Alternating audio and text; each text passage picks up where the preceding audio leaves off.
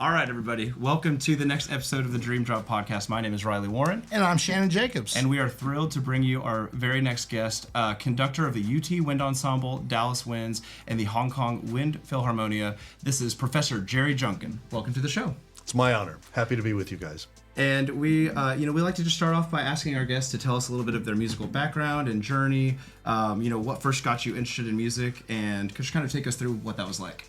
Sure. As you know, I grew up in a musical house. My father was a longtime Texas band director, Texas high school band director, 34 years at Victoria High School, which is where I was born.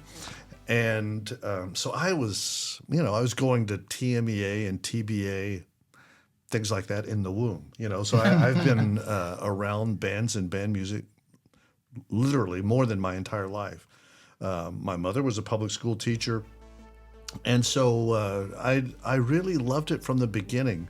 I had everyone's, I guess you would say young person's dream of I wanted to be the center fielder for the New York Yankees or whatever, but then that sort of faded. So I think by the time I was 10 to 12, something like that, I was focused on being a musician. I'd been playing piano for a number of years, and then, obviously started playing the clarinet, got into band, and I was a band hall rat. I loved nothing more than going to the band hall with my dad and hanging around all the big people. Yeah. And, I loved it. But my tastes changed over time, obviously, and I had later than I probably should have a great appreciation for what a fine musician he was, my father I'm talking about, because you take a lot of things for granted when you're growing up.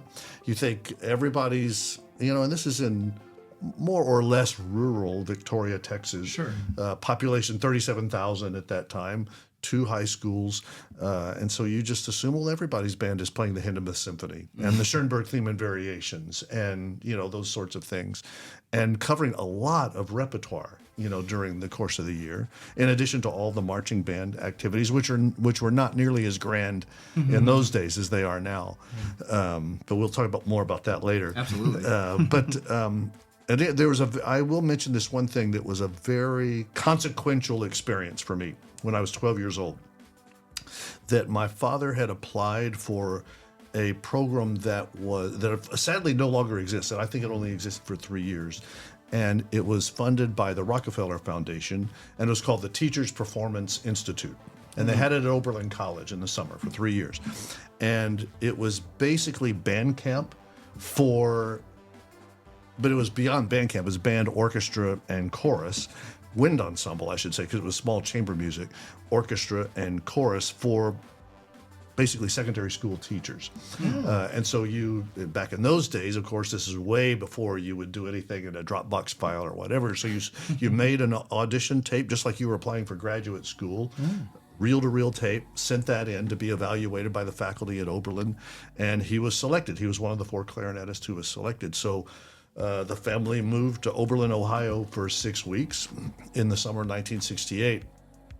And that was a very, like I said, it was a very consequential experience for me, because there is nothing for a 12-year-old kid to do in Oberlin, Ohio beyond the first 3 days. I had exhausted all of the stuff. I think I took a bike, but Oberlin's tiny. Right. I mean, still to this day, it's like population 5,000 outside of the college. So it's, I was a little bored. So I would just start going to rehearsals with him. And so the orchestra, I don't mean to nerd out about this, but I could tell you every piece they played during the summer. Out as much as So, well, that's what we're here for. He had bought the pocket scores to these pieces. And so, he's playing in the orchestra. So I would sit there in the corner of the orchestra room, and I played a little piano so I could my goal for myself was to get to the last page of the movement or of the symphony at the same time that they finished it, because I wasn't exactly sure. But I will tell you, and I'm convinced that by the end of that summer I had learned how to read a score. Wow. So, first concert they did was Sibelius' First Symphony, which is like a clarinetist's dream, But they did, during the course of the summer, Debussy Nocturnes, Afternoon of a Faun, Ravel, Daphnis and Chloe, Second Suite, La Mer of Debussy. There was a lot of French impressionistic music. They ended the summer with Respighi, Pines of Rome, and all of the stuff in between. And then the wind players were playing in a chamber wind ensemble that was conducted by Kenneth Moore. The conductor of the orchestra was a man by the name of Robert Troutwine, who at that time was the associate conductor of the then Minneapolis Symphony, now the Minnesota Orchestra. And I just ate it up, man. I loved those rehearsals. And in the wind ensemble, they were doing Mozart serenades 11 and 12, Dvorak serenade. The brass players did the military music from Wozzeck of Alban Berg, and it's all of that stuff made this huge impression on me. And there was a visiting composer every week. Oh, cool! So William Bergsma was one of the composers, and they played his band piece, March with Trumpets. But then also they did a piece of his called Serenade to Await the Moon, which was with soprano and orchestra. Herbert Bailois, who was a more or less early electronics music composer, was there. And it just, the whole thing was fascinating to me. Wow. And so I came back with a severe itch that needed to be scratched after that, so. Yeah. That was that part of the story. Were there any other future prolific wind ensemble conductors, kids of attendees there that you made friends with along the way, or were you the only one? There may have been. I don't know. I have to say I was the only one doing what I was doing. Sure. But there were other kids who were there, and I don't know what happened to them. Because these people were from all over the country and Canada. Yeah. And I remember there was my dad had been, by that time, he had completed his run with the Texas Music Educators Association. He had been president, past president, all of that. Gotcha. So in a way, this was a great reprieve for him after all of that, the grind of all of that. And interestingly enough, singing in the choir was another TMEA past president, Herbert L. Teat. And so anyway, we hung out with him a lot, and there were other people that I remember from that. The other clarinetists, it was kind of a tight-knit group. There was a man by the name of R.D. Wilbur, who was a very successful music educator from New Jersey. Mr. Chittister, I remember, who was one of the other clarinetists. There were a lot of very interesting people there. That's really cool. And how old were you when that happened? 12, yeah. And so at that point, were you in middle school band yet? I was getting ready to start. I was just going to start. I had been playing clarinet a little bit because I had taken lessons with my dad. Yeah. And so this is interesting, I think. No one else will find it interesting. But so he was going to arrange for me to have private lessons. So I took one lesson. And I could play a little bit, but not much. I mean, I played like an incoming sixth grader, I guess. Right. So the very famous clarinet professor at Oberlin was a man by the name of George Waln, W-A-L-N. And he was very nice. He agreed to give me one lesson, but then he said, I'll give him one lesson, but then I want to pass him on to my teaching assistant at that time. So I took the rest of the time I was there lessons with a man by the name of Christopher Runk. Who was his teaching assistant. Turns out that almost 50 years later, maybe 50 years later, I'm conducting members of the Dallas Symphony on a recording project with Ryan Anthony, and it turns out Christopher Runk was the bass clarinetist in the Dallas Symphony and had been for all these years, and we hadn't seen each other or made the connection, in all those years. That's wild. Yeah. And we had a really nice reunion. Yeah. That's really awesome. Yeah. So you're in middle school band, and you said your dad is the band director in Victoria. Yes. And so what was his involvement at the middle school? Was there separate teachers there? Or was it all part of one thing? Or what was that like? There were separate teachers. My first beginning band director was a really great band director by the name of Kathy Harris. Mm-hmm. And when she started having kids, she retired and didn't teach anymore after that. But it's too bad because she was a very fine musician, very fine flutist, perfect pitch. I mean, she was great and really a fun teacher. I mean, she's the way a middle school band, teacher should be. She made it fun for everyone, but yet had standards, and she was a very fine musician herself. Awesome. When she left at midterm of my 7th grade year, a man by the name of Joe Michelle came in. He was a first-year teacher, had gone to UT actually, and is still living in Victoria to this day and helping out with the 2 high schools that are there now. Cool. And then John Hasty was my band director in 8th grade, because they had 2 band directors at Crane Intermediate School, Crane Junior High in those days, and it changed to Crane Intermediate School. Awesome. And what did you enjoy playing clarinet? Was it your middle school experience musically fulfilling and getting you excited for high school and those sorts of things? Yeah, it was. And at that time, you had as much as it could be, right? Right. Yeah. But coincidentally, you also had this experience with the score reading at this institute. So, talk us through maybe your perception of going through middle school band with that added interest. Yeah, I just to show you what a terrible nerd I was.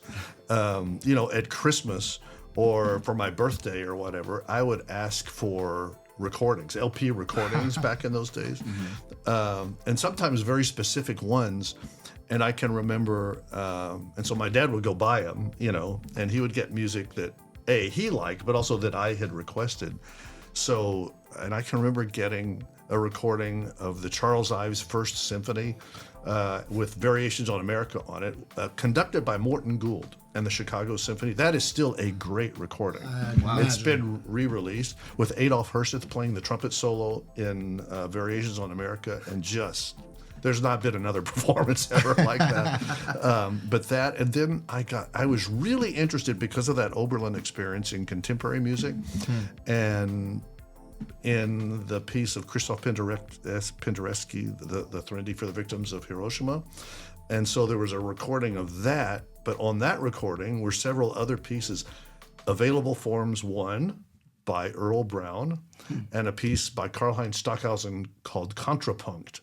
And I kind of would nerd out to these things. I liked it, not knowing that 40 years in the future, I was going to work with Karl-Heinz Stockhausen on a project. So it was just all these things are coincidences or whatever meant to be. Somehow. Yeah, that's incredible. So you have a great middle school experience. You're going into your dad's high school. Your dad's program. Walk us through what was the band program like at Victoria High School, and especially with that component of having your dad as the band director. Yeah, people ask me about that all the time, and they were even asking me about it at the time. I remember, what's it like having your dad for a band director? And it's like, I don't know. He's, it was just my band director. Yeah. He was my dad, but he was my band director. You asked about the separation of church and state there, about the, the middle schools and the high schools. He would come to the middle school on a fairly regular basis, and he would do sectionals, or he was checking in, and I'm sure also was taking inventory of who's coming up through the program and all that stuff. And I can remember him having a big chart. This is in the days obviously well before computers, so everything was hand did, as someone told me one time. But a big chart, and the number of clarinets that were at Crane Intermediate School, the number of clarinets at Howell Middle School, the number at Patty Welder. So he was sort of keeping track of the numbers and how it was going to end up. And it was just all on a big chart on his wall. He also kept a cigar box on his shelf next to his desk. That had masking tape on it, and on that was written excuses.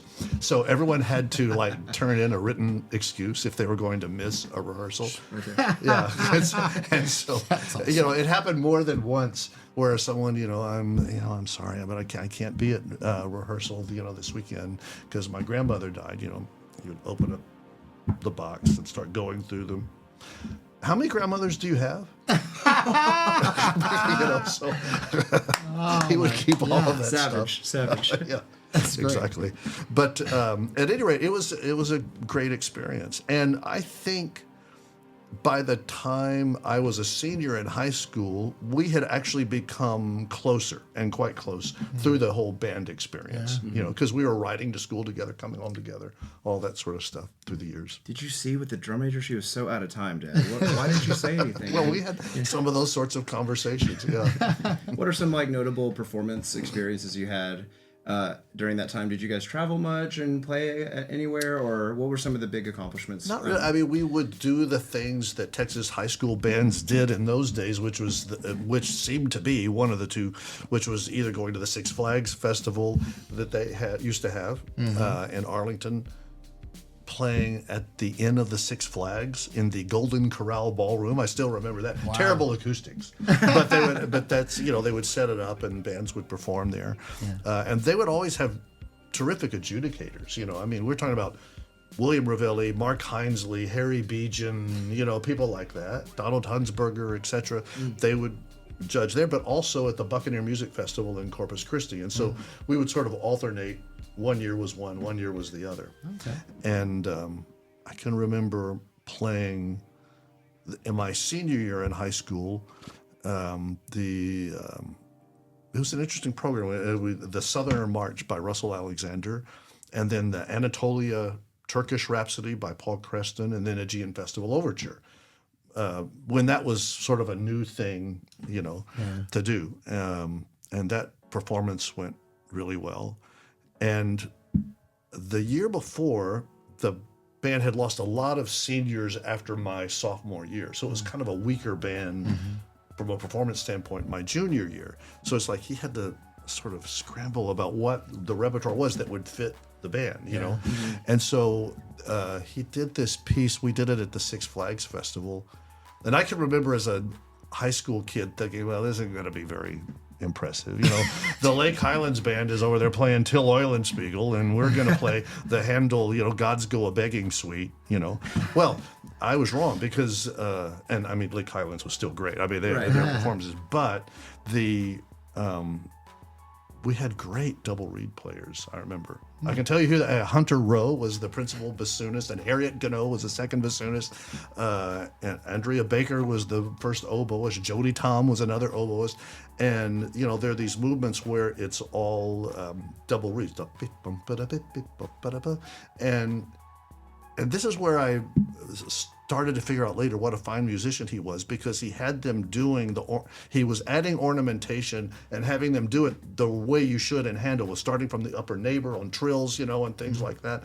And I can still remember, I was sitting there in the first clarinet position, and the double reeds are doing their thing at the start of this one movement, and I look up, and there's Bobby Floyd and Howard Dunn and Jerry Brumbaugh, who were all sitting up in the second level looking down, and I can remember Howard is just like dancing, and it's just that's amazing, So anyway, there's several special memories like that. That's wonderful.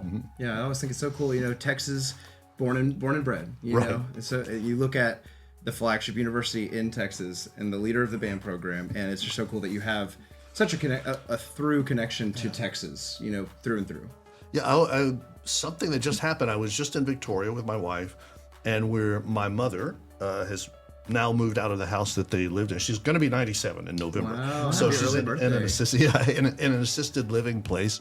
So the house is going up for sale, and there's a bunch of things that's like we're trying to figure out what to do with. So a lot of the personal items, of course, we brought back to Austin. One of the books that I found was a proceedings of, and I guess this was a published book, but it was all of the TMEA. It's the history of TMEA through minutes of meetings and things like that. Oh, wow. Starting from the very beginning through 1961. And I had always seen this thing. It just had a paper binder on it. I never knew what that book was. And so as I was taking things out, I found it. And I texted a photo of it to Bobby Floyd last night. And I said, was there ever a volume 2? Because it is fascinating reading. Oh my, I can only imagine. To go through and see all of these documents and articles by D.O. Wiley, who was a longtime executive director, and just talking about the early days and how the TMEA magazine came into being. It was why it has that weird title of the Texas Music Educators combined with the Southwestern Musician, which for a long time. So anyway, all that stuff is really fascinating to me, and it is interesting from a historical standpoint of how things grew in Texas. That's super interesting. I'm sure we'll talk a lot about that as we go through. Well, thank you for sharing your backstory with us. And Shannon, you want to ask him the next one? I sure do. Let's see, where am I? Oh, here we go. You go through high school. Your father's a band director. Obviously, a great experience. And then you graduate, and you end up here. Right. Can you talk to us a little bit about how that decision was made, and then a little bit about how the UT Wind Ensemble and experience was as an undergrad? Yeah, I came here. I really, it was a difficult decision for me about where to go to school, because I had been coming here in the summers with my dad, because he would come here, and the first summer session, he would take lessons from one of the applied faculty on some instrument other than his instrument, because he wanted to learn how to teach it better. Wow. Yeah. So he took flute lessons with John Hicks and oboe lessons with Richard Blair, who are the professors here. Bassoon lessons with James Dickey, and he was on the faculty. So I would come up here and he would arrange for me so I took lessons from Leland Munger, who was the clarinet teacher at that time. But I had also gone to Canyon, Texas, to the West Texas band camp. Which is still a big deal, but in those days it was a huge deal, a 2-week camp, and loved it out there. I loved it. I loved Dr. Garner, who I had played under him in an all-region band. And so, anyway, I was really like, what can we do? But I decided, from a family standpoint, and there's a bunch of other reasons, that maybe UT was the best choice for me. And then I've never looked back. I've always been, it worked out, as I say. But, I think so. Yeah, I had a great experience here. I came here, was in Vincent DiNino's last band, when he was the director of the Longhorn Band. So I sort of have that part of my DNA as well. Then the most remarkable thing for me was playing in Tom Lee's Wind Ensemble, which I did. I had no expectation that I would make the Wind Ensemble when I was a freshman, but I did. And Tom was only in his second year at that time. He had come here from Ohio University. And so the Wind Ensemble was exactly 1 year old at that point, because it had always been the symphonic band before that. So anyway, it was a great time. And Tom was still to this day, I would say, one of the most innately gifted musicians I've ever been around. He just would open a score, and without really, a lot of study or anything, he just knew what to do with it. He just knew how to make music. Was a very fine conductor. So that was inspiring to be a part of some really great performances with him. And so if I had that itch before, it's starting to get really inflamed by this point. Yeah. Because when I came to school, I thought I want to be the world's greatest high school marching band director. That was my goal. Yeah.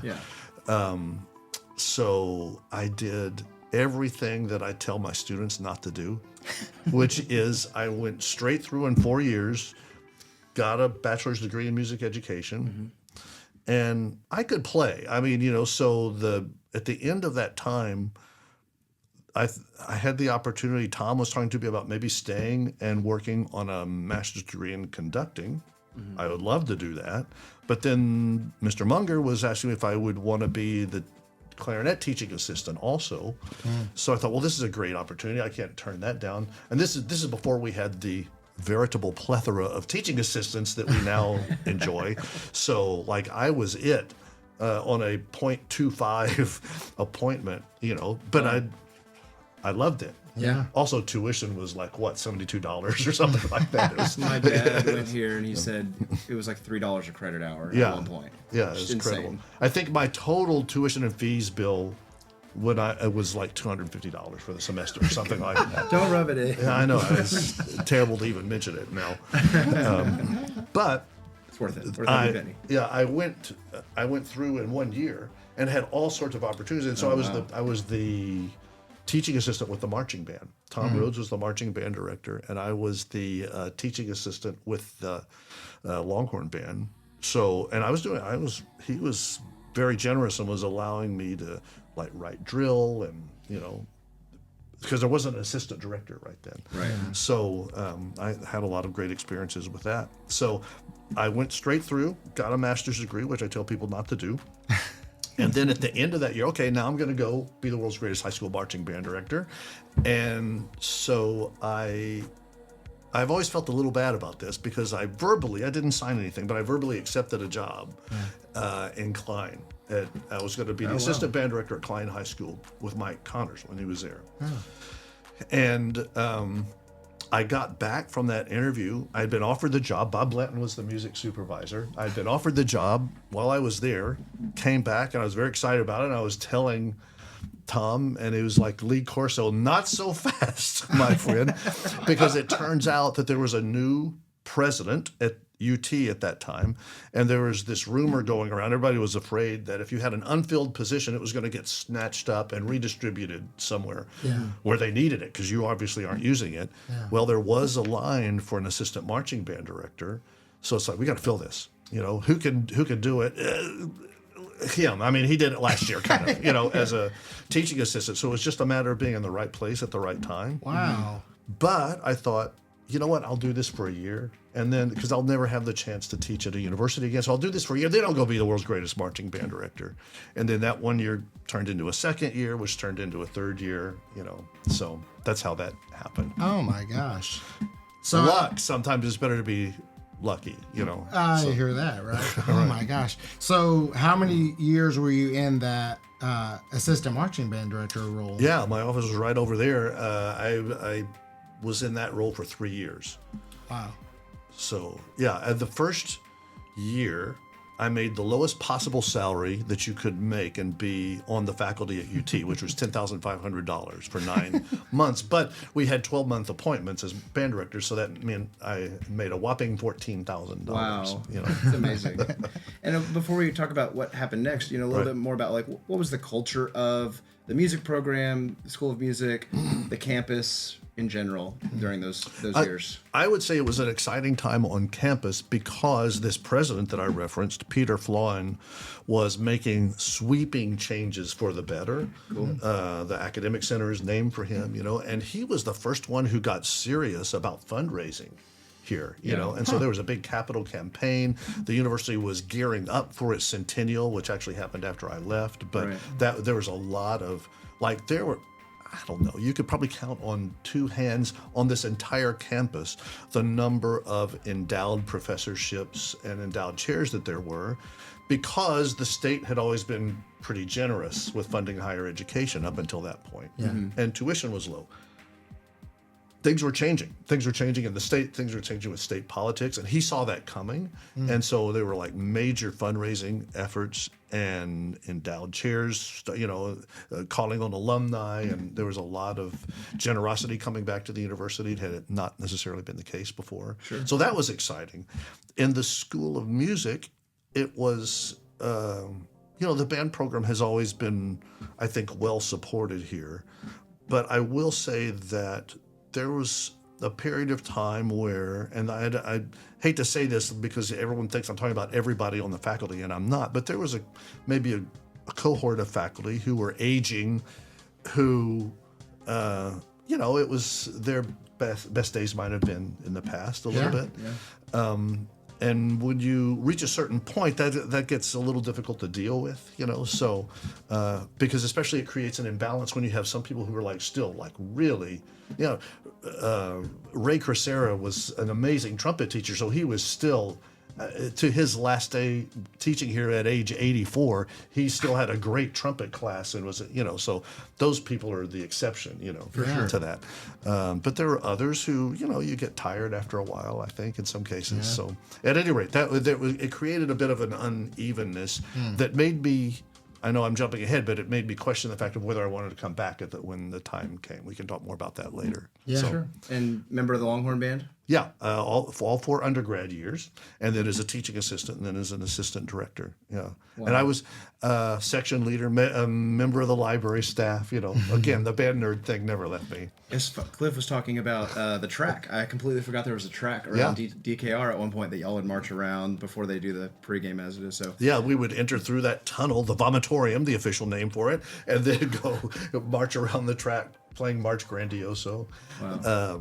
Which there's an enormous battle, as you know, in the minds of people about, okay, who played March Grandioso first? Was it Texas Tech or was it UT? Because they both said it. I'm here to tell you it happened at the same time for both groups. It was the same year because it was the same circumstances. Neither one wants to let it go. They copied us. They copied it. No, it happened at the same time. Yeah, because, and I could tell you the stories because of Arthur Gurwitz, who was at Southern Music Company at that time, sent it. It was unpublished at that time, so he sent it to both Dean Killian at Texas Tech and Vincent DiNino at UT. And they both started playing it in their, the same season, but Wow. without the knowledge of the other one. So Yeah. that created this thing of they're just copying us, Imagine being at So- the first football game, Tech and Texas, and they both played, and they have that Oh realization. yeah, right. Yeah. That's incredible. Do they have to do everything we do? Yeah. I thought I was the only one who had this score. Exactly. He Right. said it sent to me. Well, that's awesome. Thank you for indulging us on that. And Sure. I'm sure we'll come back to those years. But Yeah. you're in this role as the marching band assistant director for several years. And then what draws you away? Because you have several different appointments before you finally make it back for the long haul. Yes, when I was, backing up ever so slightly, when I was a senior here, I did my student teaching at Westlake High School with the one and only Lee Boyd Montgomery, who was a legendary figure in Texas bands.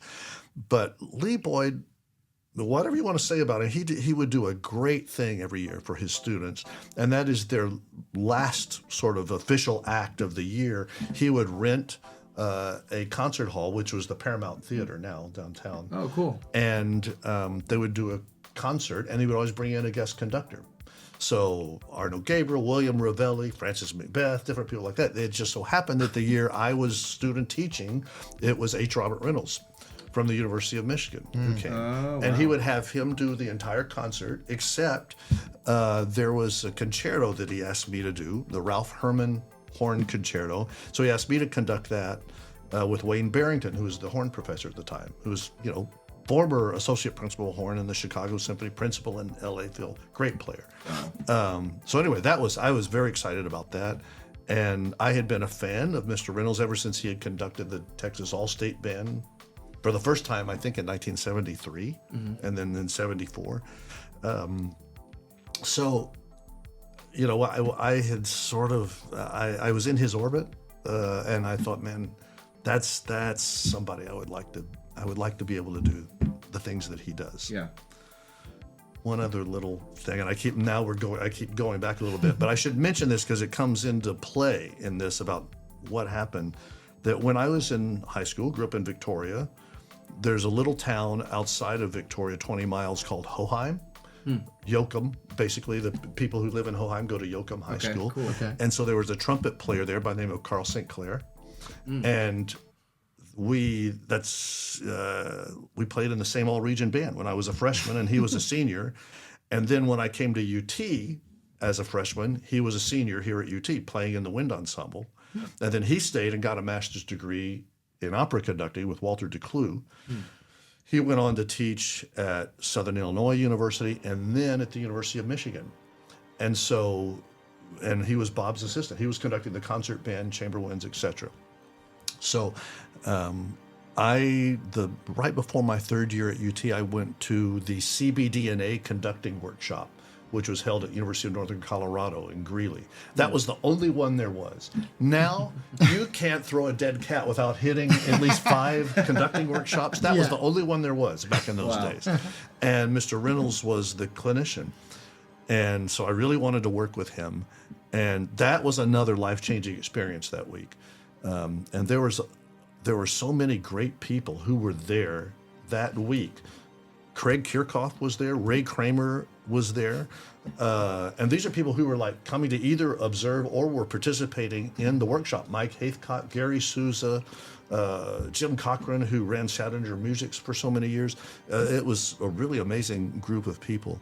So and I loved working with Mr. Reynolds, and I thought, I've got to figure out a way to study with him. So I met with him and talked with him that week. And he said, well, we have a doctoral program in band conducting, but I've never accepted anyone into it. So, there's that. So, but if you want to apply, you're welcome to apply. Not a great track record. Yeah, right. Yeah. So I thought, what the heck? I did. I applied, and I could have continued to stay at UT, but I thought, this is the time in my life I should do this. My wife was very agreeable. She was willing to quit her job, which she had a good job, and move to Ann Arbor if it worked out. And amazingly, it worked out. So that's where we went next. So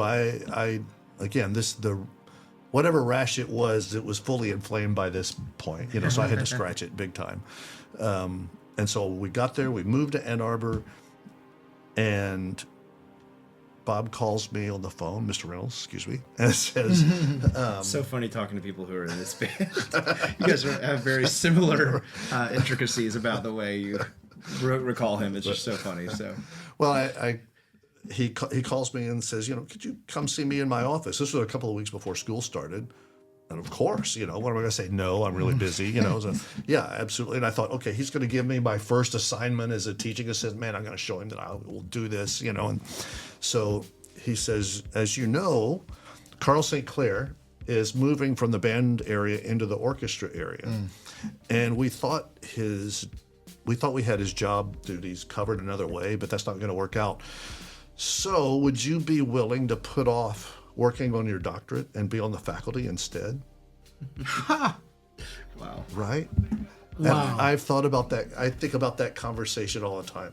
And I've thought about, okay, first of all, I didn't take nearly this long to answer, Yeah. I guess I paused for a moment, and he looked at me and he said, I know what I would say. And I was like, of course I would like to do it. Yes, sir. Yeah, right. But I've thought about that conversation because I've thought, what if I would have stayed at Texas for another year and then gone? Or what if I would have left and tried to go a year earlier? None of these things would have happened. Yeah. It's just, Timing. again, being in the right place at the right time.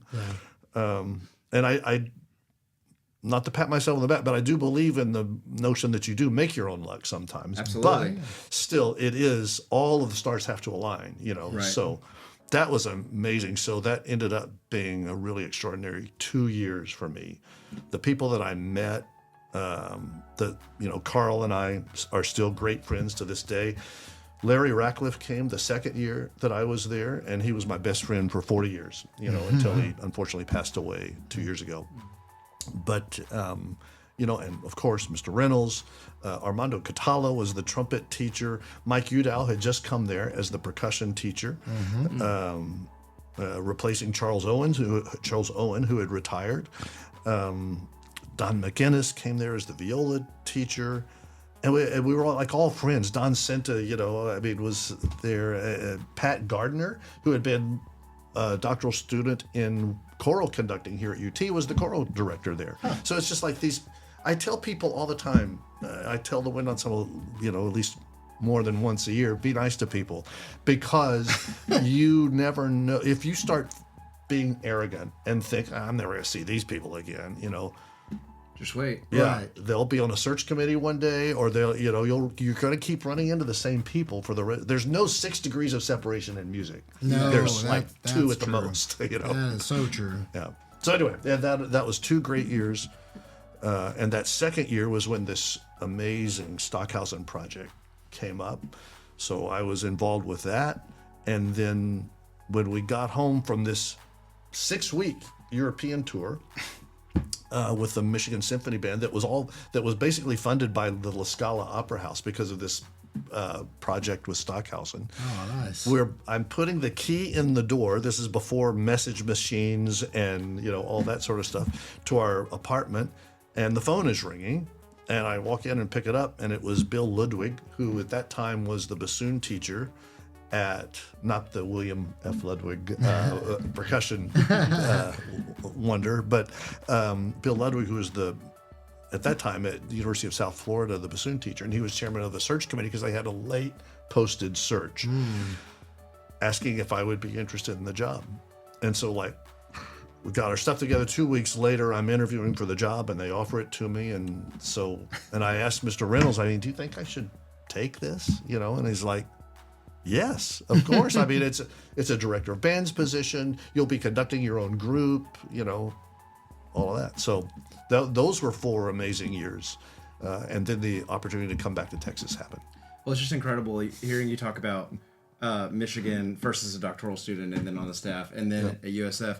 And that was years and years of your life. Yes. That's a huge deal. But then we look at the grand scope of your time at UT, which we're about to get into. Mm-hmm. It's interesting when you read your bio or something about you. It always says time at Michigan and time at USF, but that's just one little part of it in the grand scheme of things. So, right, but I always want to mention that Right. because it was very influential to me, but also particularly the USF part of it. Sure.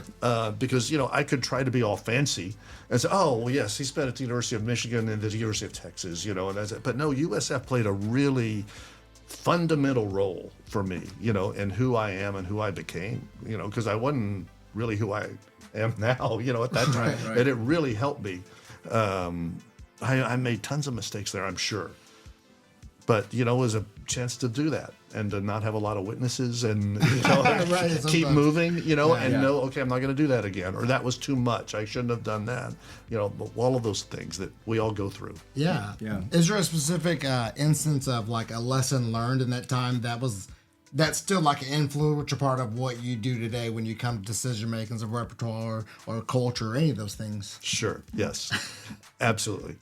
The one that always comes to mind, and I tell this story to people, but I realize now, looking back on it, that in my exuberance and in my youth, it was possible for me to be intense at times. I never wanted to be a mean, a screamer or a yell. That wasn't my style. But I realized I could push more than maybe was necessary. Yeah. So I remember one day, my office was in a suite of offices, and there was all of the faculty mailboxes were in this one area. And so come in and I see there's a couple of things in my mailbox. I pick it up and I open one, for whatever reason, it's wrapped up a little package. And so I open it up and there's a note in there and it says, I thought you might be able to use this, unsigned. And I opened it up and it was a copy of Dale Carnegie's How to Win Friends and Influence People. Wow. So I thought, okay. Ouch. Yeah. Boom. Yeah. Yeah. Lesson learned. Yeah. Yeah. So that has stuck with me, and that book is on my. It's as a matter of fact, it's right over there. It's so it's always within sight. Yeah. So for good. me. We're reading it with our leaders for the second year. We did it 2 years ago with just our percussion leaders. We did it 2 years ago, make them read the whole thing. We just do like a few meetings and talk about it. And then most of those leaders have gone now, so we have a big group of new leaders, and so we're reading it again. So Right. probably like the 6th or 7th or 10th time reading it. It but still resonates. It's so good. Yeah, the lessons in there are awesome. Exactly. Yeah. Perfect. It's Cool. perfect. It's a good one. So it's 1988. Yes. You leave USF, and how did the circumstances of like coming back to UT begin? I guess. Yeah. Tom had left here in, I believe, spring of 1985 to go to UCLA. And so for whatever reason, I wasn't here. I wasn't involved in it, so I don't know what the decisions were and stuff. But they didn't do a search for that position. So they basically handled it in-house for 3 years. And then in that third year, they decided to conduct a national search. And that was in the spring of 88. And in January of 88, the USF Wind Ensemble had performed at the Southern Division CBDNA conference, which was in New Orleans. And I would say that group that probably maxed out on that concert. I mean, that was a really well done concert on their part. They played beautifully, and I just ran into some people actually who were in that group in Dallas. They happened to be in Dallas on the 4th of July for this, so they came to the concert with the Dallas Winds, and they were reminiscing about that concert. But it was right after that the announcement was made that they were doing the search, and I was contacted by the chairman of the search committee, who I remember wrote me this really nice handwritten letter back in those days, and I always thought, look, this is no dig at, it's hard to talk about these things and make it not sound like you're, okay, if this person just would have done, that's not that. It's the whole situation, Yeah. But if UT could ever get their act together in total and get everyone aligned. Alignment is such a big thing, in public school teaching, in coaching, everybody's got to be aligned from the administration on through. So, and that had not happened, to be quite honest. Sure. So if that could happen, then this place could kill everybody. Yeah. Just not to try to make it like an athletic metaphor, Sure. Yeah. But so but I thought, I don't know, can it happen? Is that just wishful thinking even? Yeah. Is that in the cards, you know? And I will tell you that Bob Duke called me, and he had only been at Texas for a year or two at that point. I had never met Bob Duke, but he called me in his inimitable fashion. Hey, this is Bob Duke. You know, so, but yeah, you need to do this, man. You need to come here. You know, us young guys, we're going to take this place over. We're going to get, you know, because I was, expressing maybe some hesitation. You know, no, man, you got to do it. You just got to at least just come look at it. You know, I can still hear it. I will say that's a darn good Bob Duke impersonation. That's pretty good. Yeah. I'm just saying. That's one I don't hear very often. You nailed it. Yeah. But so I just said, okay, look, what does it hurt? You know, they can always, first of all, they can always say no. Yeah. There's no guarantees about anything. And also, I can always say no. So I applied for the job and became a finalist. And, you know, there was no shoe-in. There were 3 very fine finalists, all of whom could have done the job. And so, at any rate, they offered me the position. And I said 2 things that I think proved to be helpful. One is I would like to come back and look at it another time, because there's some questions I would need to ask and some other people I didn't meet on the first trip.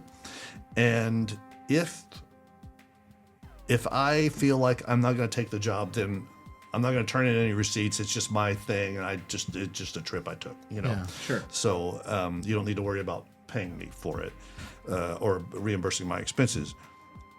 But if I take the job, I'm going to ask for a few things, and one is that I be on every search committee that happens in the woodwind, brass, and percussion area. I need to have that written into my letter of appointment. Anyway. Both those things ended up happening. I'm offered the job. I decided to take it. I had enough assurances from people that we're going to make this work. We're going to do whatever you need. You know, we're going to do it. And anyway, so I took it, and we moved this summer. That summer of '84, our daughter was 4 years old at that time. Oh, wow. So I could still picture her running up the stairs of the house that we, were purchasing. Because at that point we had lived in a condo for 1 year that we had purchased. But before that we were renting. So it's just like we're starting to finally become adults. Yeah. So at any rate, it's been a great ride, and now we've got a 12-year-old and 7-year-old granddaughter, and stuff. So life goes on. Incredible. Yeah. Wow. So when you were in the search process, what were some of the cultural things that were happening at UT that maybe concerned you, or you knew immediately, like, I got to fix that? It was the question of alignment. Are we all singing from the same hymnal here? So I knew that there were. It's not like everything was, puppy dogs and gold coins, but I knew that it could become that way. Yeah. And I had enough assurances that people wanted this to work, and we're going to help you, and we're going to find ways to make this work.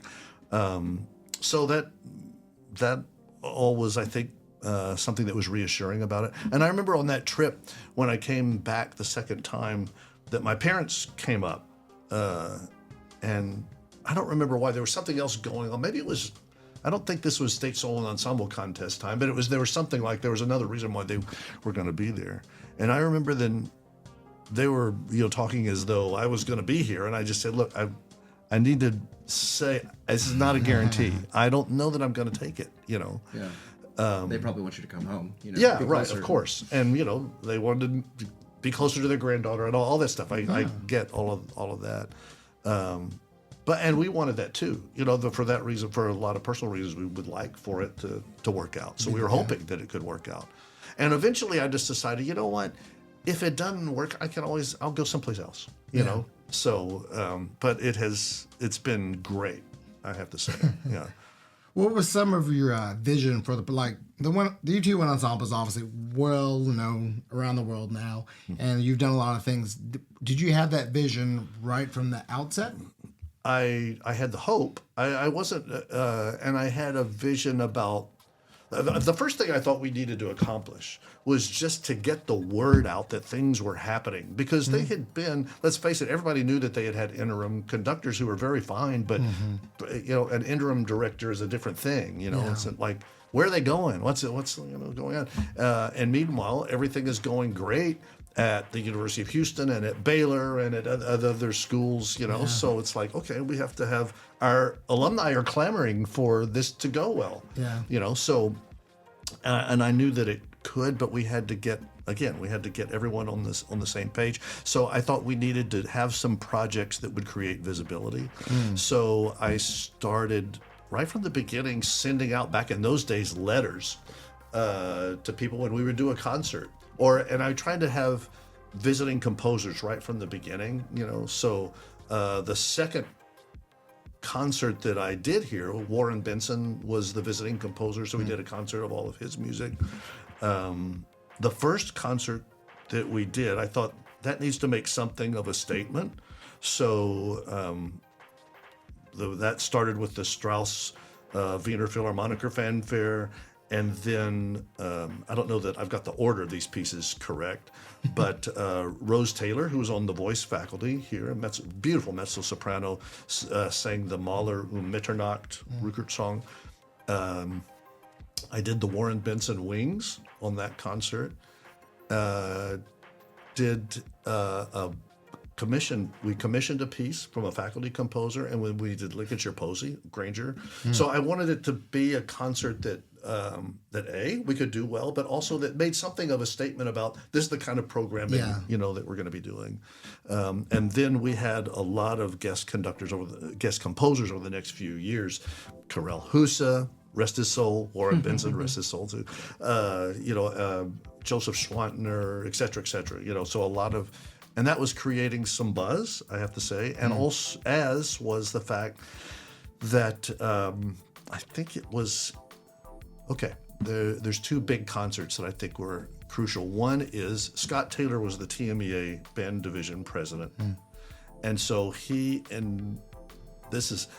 don't know that this needs to be said, but I had been contracted to conduct the Texas All-State Concert Band in February of 1989. Well, you can't do that if you're teaching at a school in Texas. That's a thing. So anyway, so that was rescinded. Totally understood. But then he invited the UT Wind Ensemble to play at the 1990 convention, the second year I was here, which is kind of quick, But and that ended up being a really, I thought, wonderful concert for us. We did a Strauss again, Vierlicher Einzug, with a lot of brass players, because that was really the strength of the school back then. And then we did the Bernstein Prelude, Fugue, and Riffs with a student, clarinet soloist Robert Tuttle, who just played the absolute whammy out of it. Then we did the second movement of the Ingolf Dahl Sinfonietta, the Pastoral Nocturne movement. And I had my dad conduct one of his transcriptions, the March of the Princesses from ballet Massenet's Cinderella, which he had transcribed. That was before it was published. And then we ended the concert with the Hindemith Symphonic Metamorphosis in its entirety. And that concert went really well. And I think that also created a level of buzz that was helpful. To the group. Well, if you've ever tried to go see the University of Texas Wind Ensemble at TMEA, you're hard pressed to get a seat, and you better hope and pray there's no fire marshals around. Yeah. So talk about getting the word out. A great place to show people how things were going. Yeah, and then the next year we had an opportunity. I think it was the next year, maybe 2 years later. But the World Conference, the WASB conference, was in Manchester, England. I'd have to go back to my history books to remember this, but that was the first Iran war, and several groups canceled, and we had been invited. There's two parts of this story. One is, it's like we accepted the invitation, and I was trying to raise the funding for it, and we were still short, and I didn't have this sort of. I had some budgetary, but not the same sort of budgetary support as we enjoy now. Yeah. So it's like it's getting close. So I don't know what I'm going to do. So the chancellor of the University of Texas system at that time was a great man by the name of Hans Mark, who was, an aerospace engineer, scientist, at the start of NASA and everything. Wow. Had worked on the Manhattan Project, and he was genius. But he and his wife loved music, and they would come to our concerts. I would invite them. I would send them later, but they wouldn't come to every one, but every once in a while they would come. And he had said to me, probably not meaning it at one time, if there's ever anything you need, if there's ever anything I can do for you, just let me know. So I figured, okay, I've got one chance to do this. so I made a meeting with him and was telling him about this project. I said, but we're short funding, so I don't know. And the way I asked, I said, do you know of anyone who might be in a position where they could help? I mean, a donor, or something like that. And he said, well, let me give it some thought. Give me a day or two, and I'll get back to you.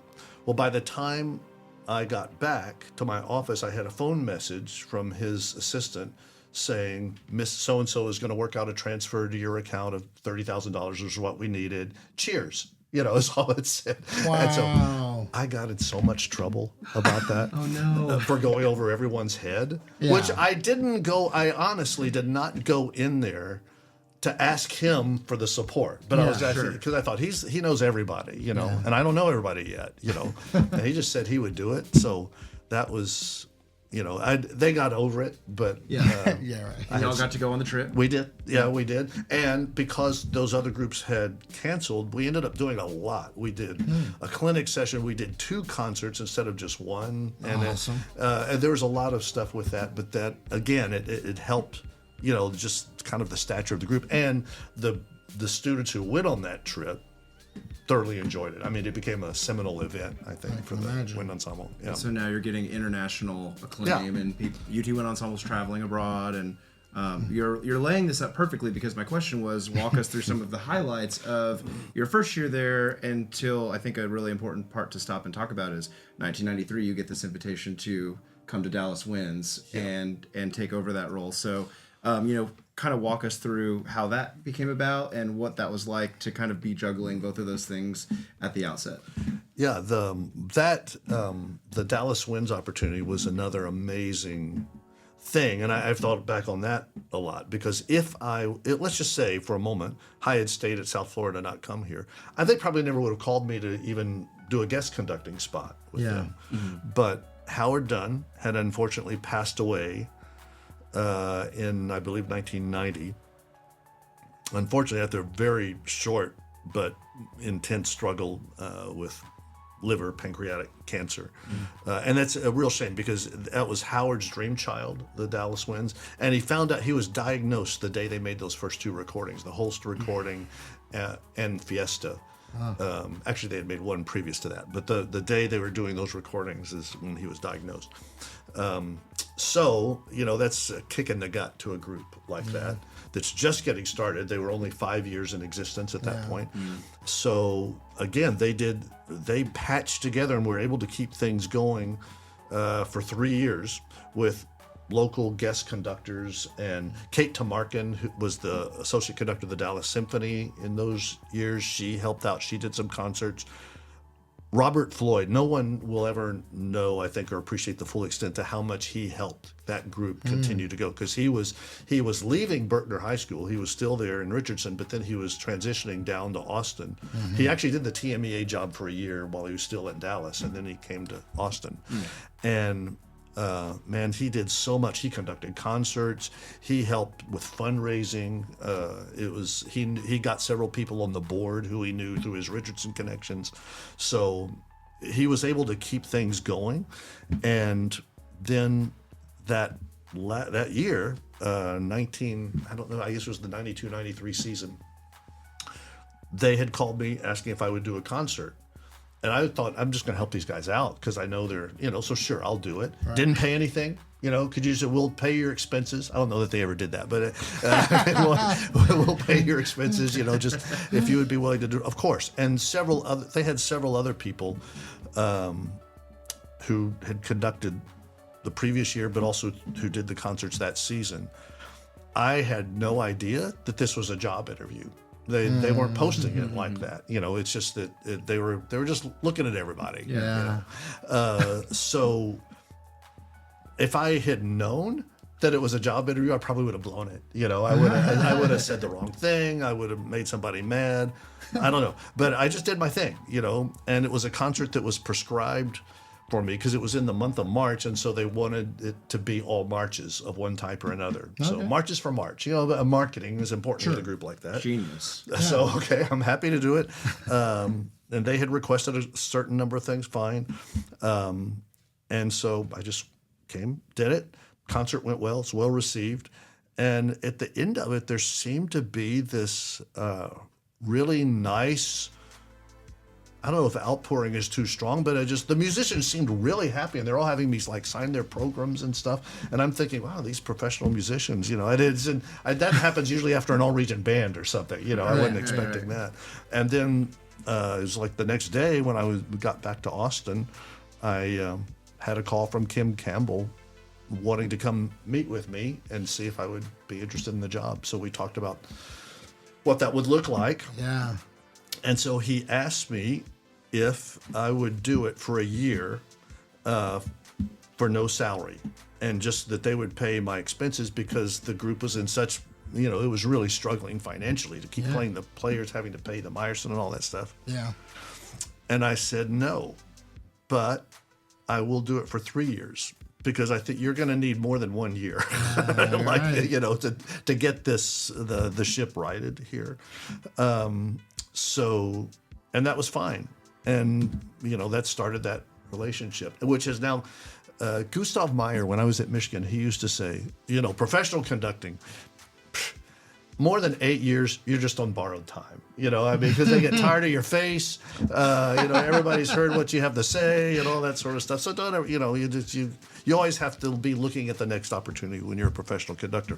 Well, there are not a lot of other professional conducting opportunities for bands, but fortunately, we still have a great relationship, So after 32 years, I guess. Oh, wow. So That's amazing. Crazy, yeah. And anyone who's, I'm sure many of the people listening to this have been to both a UT Wind Ensemble concert and a Dallas Winds concert. So those are always great times, and beautiful Meyerson Center, rest in peace, right? Just recently. Mort Meyerson, great guy, great University of Texas alum. Yeah, incredible. I got to meet him one time.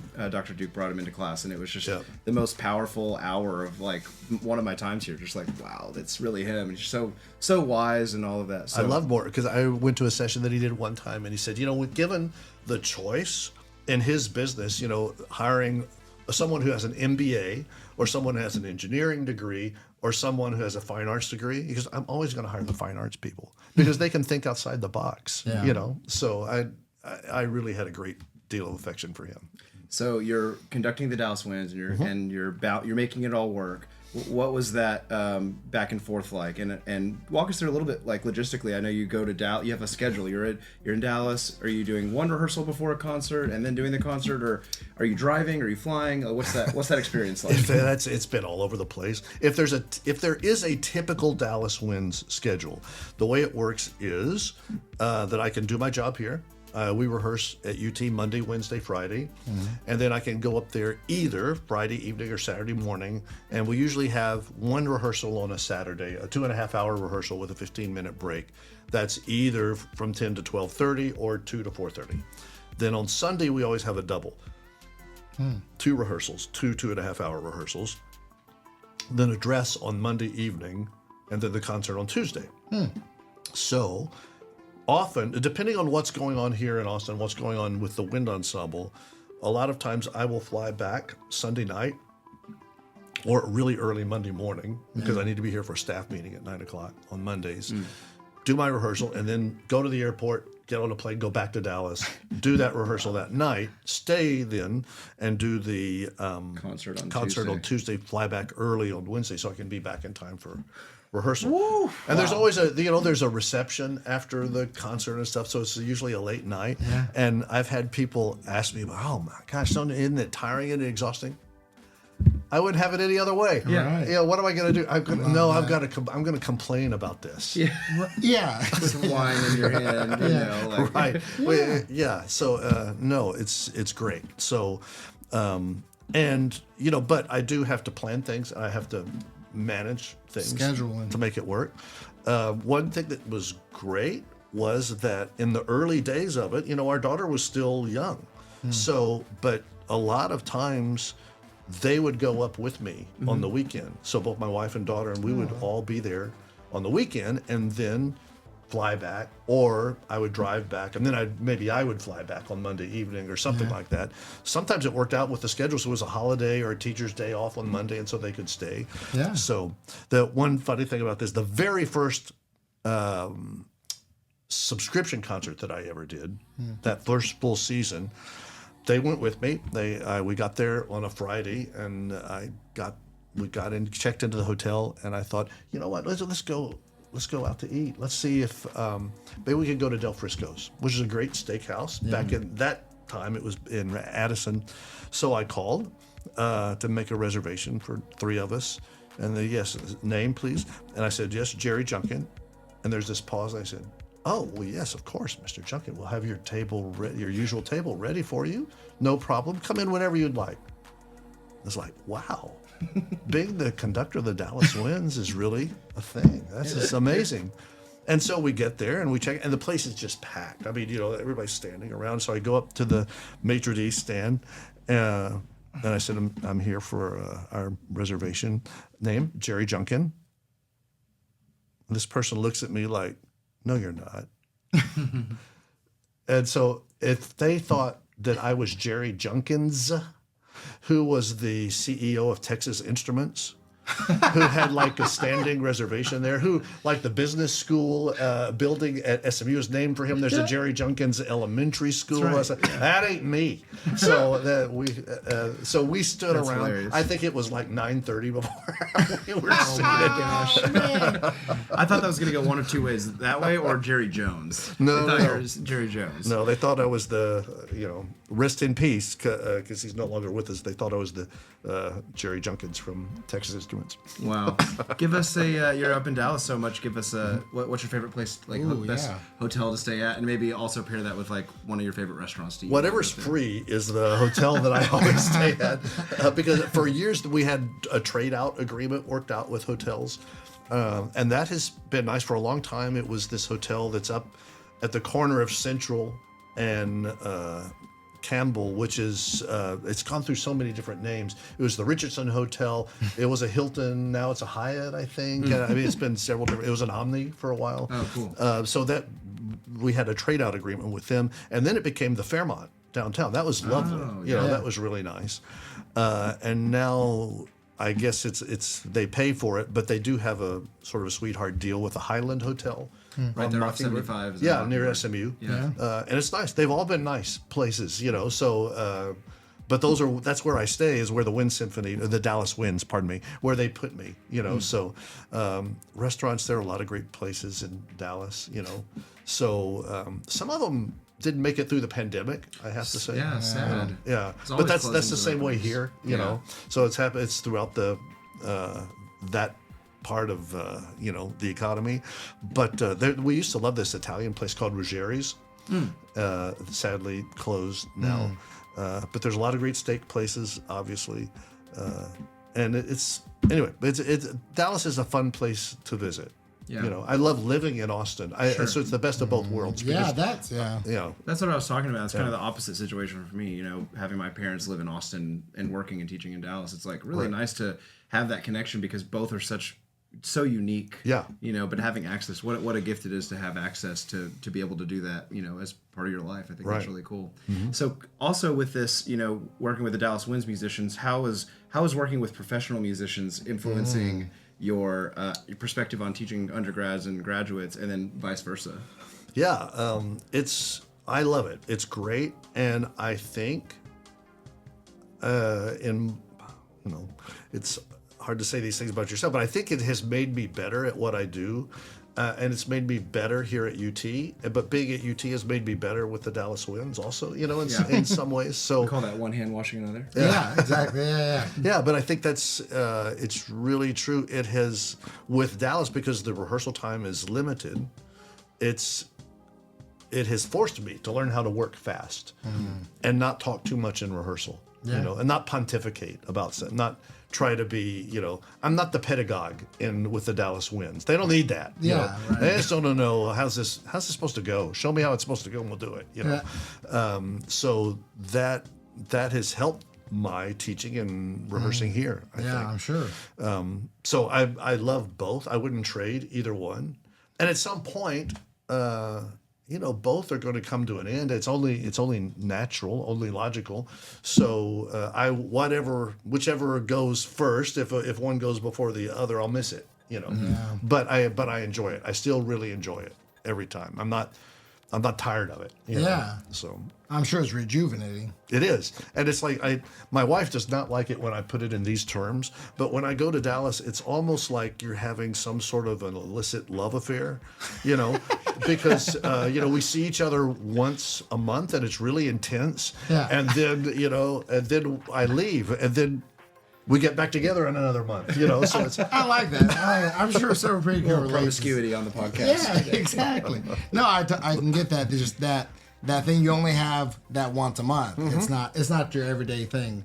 Exactly. That's great. Yeah, I love that. I think the podcast is a little bit of that for us because it's not actually teaching. Right. It's just It's not your day in, day out it's not activity. the day in day out. Yeah, Just a hobby, just something we could, express our creativity through. It's Right. important to have that. And all these years, I'm shocked I've never seen you on 35 with as much as I'm going back and forth on 30. Are you driving much, or are you mostly flying? I'm mostly flying, although there was a period of time where I would drive. To be perfectly honest, I can drive in less time than it takes me to go to the airport, check a bag, go through security, and then if I'm picking up a bag, get a rental car and all that sort of stuff. Yeah. But I-35 is so unpredictable that not that air travel isn't. Sure. But there have been a couple of times where I have really sweated. Was I going to make it in time for the rehearsal? Because it would take 5 hours to get through Waco back when all the construction was going on. Nuts. So yeah, that was it got so unpredictable that I would rather fly. Flying's the way to go. Yeah. Yeah. Well, awesome. Oh my gosh, that's awesome. All right, so you're in both these roles as the 90s. Let's talk about UT for a little bit, the Wind Ensemble. What were some of the highlights, some of the big moments, the seminal recordings in the 90s and maybe up through the early 2000s? Yeah, we've been super fortunate here to have been involved in a lot of amazing projects. Probably the most.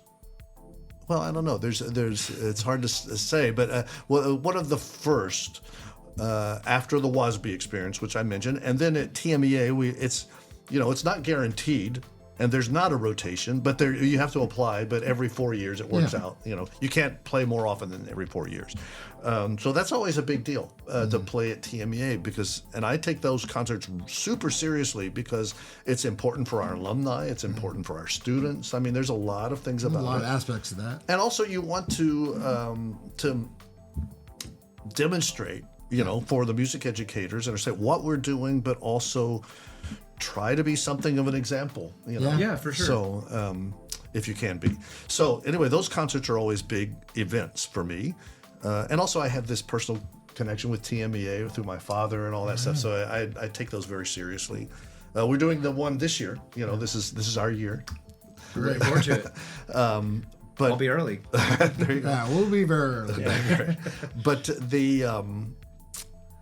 I think maybe the first one that I can mention was the first Carnegie Hall concert that we did, Right. which Cliff Crooms played on. We talked about it in his interview. Yeah, and was it 1997? I should remember something like that. Something like that. Yeah. Yeah, but that was a great experience for us, and that worked out really well.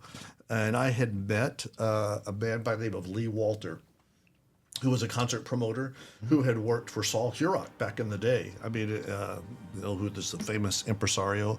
But Lee was great. He knew how to handle things, and he could guarantee you an audience, because there's actually some famous stories of college bands. I won't mention who they were, but renting Carnegie Hall, going there and playing for like 200 people in a 3,000 seat hall, which is, you're in Carnegie Hall, but that's Right. Right. But every time we've performed there, we've performed for big audiences, which has been gratifying. Yeah. But that first one, not 100% knowing what to expect, that was a great experience, and it whets your appetite, and you want to go back and you want to do it again. So at the time, I thought, okay, we're going to do this every 5 years, or something. Well, it doesn't work out that way because there are other projects that come along. And things. But then we did go back in 2005 to give the New York premiere of John Corigliano's Circus Maximus. Now that's a story. Yeah, Right there on the wall. Yeah. Because the commissioning of that piece, again, talk about dumb luck, right place, right time. But I had been enthralled with John Corigliano's music since I first heard it. Since I saw the film Altered States, which I don't know if you know that movie, but it's worth seeing just for the soundtrack, which is he should have won the Academy Award for that one. Wow. He won it later for the Red Violin, which was great, but he should have won it for Altered States because that's just a spectacular soundtrack.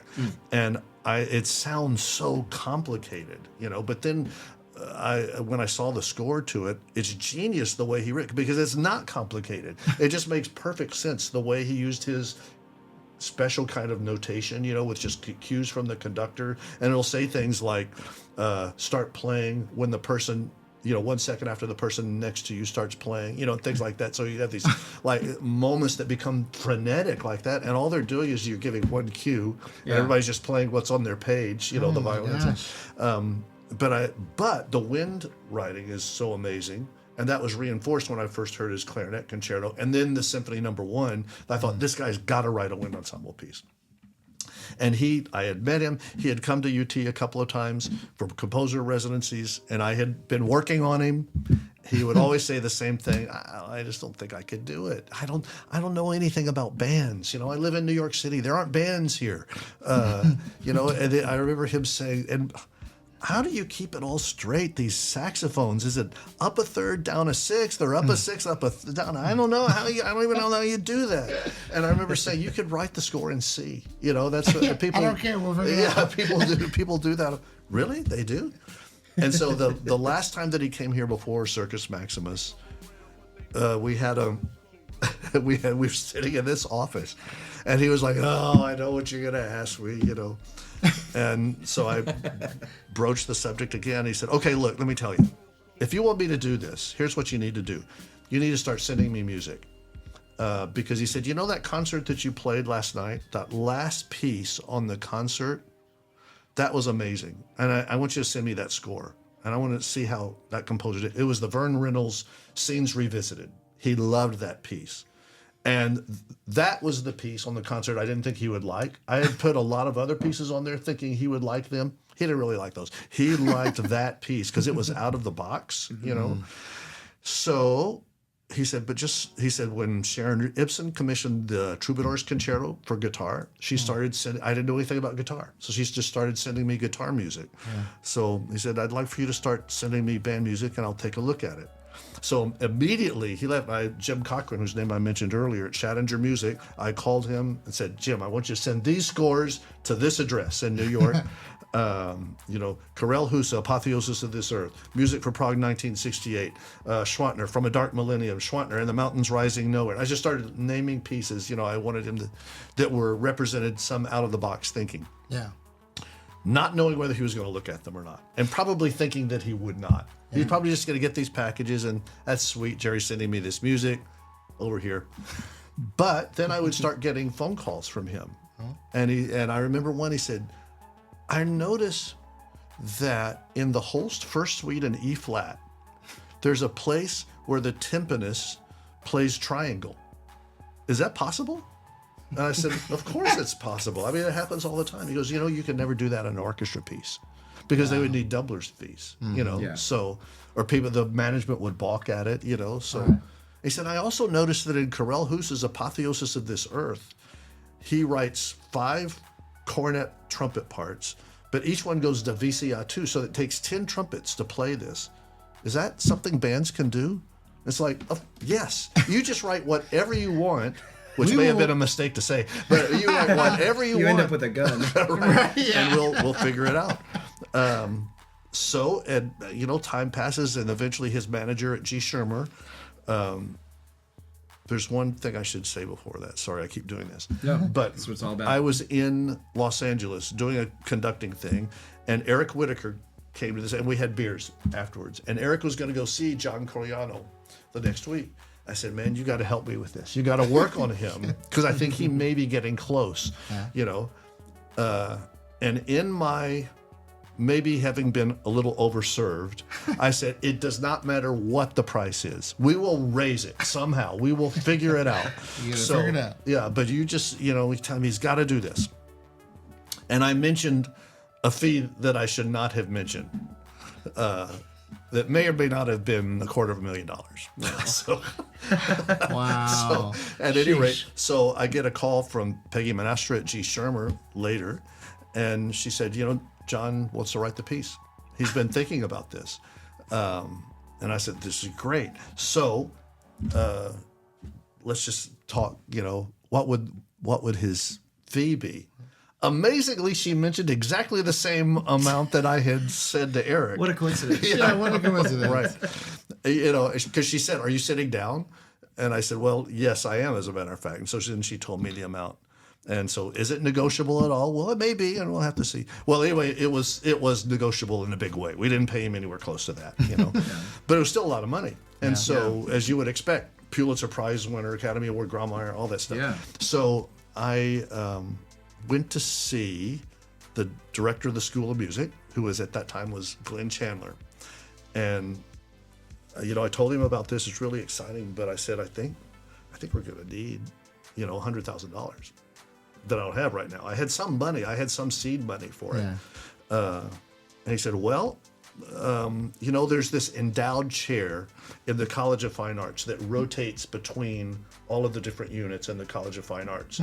Next year's not our year to have it. It's supposed to be in art. But I just got a call yesterday from the art and art histories person wanting to know if we would trade for next year because they want to bring in somebody, Rosenquist or somebody like that, for the following year.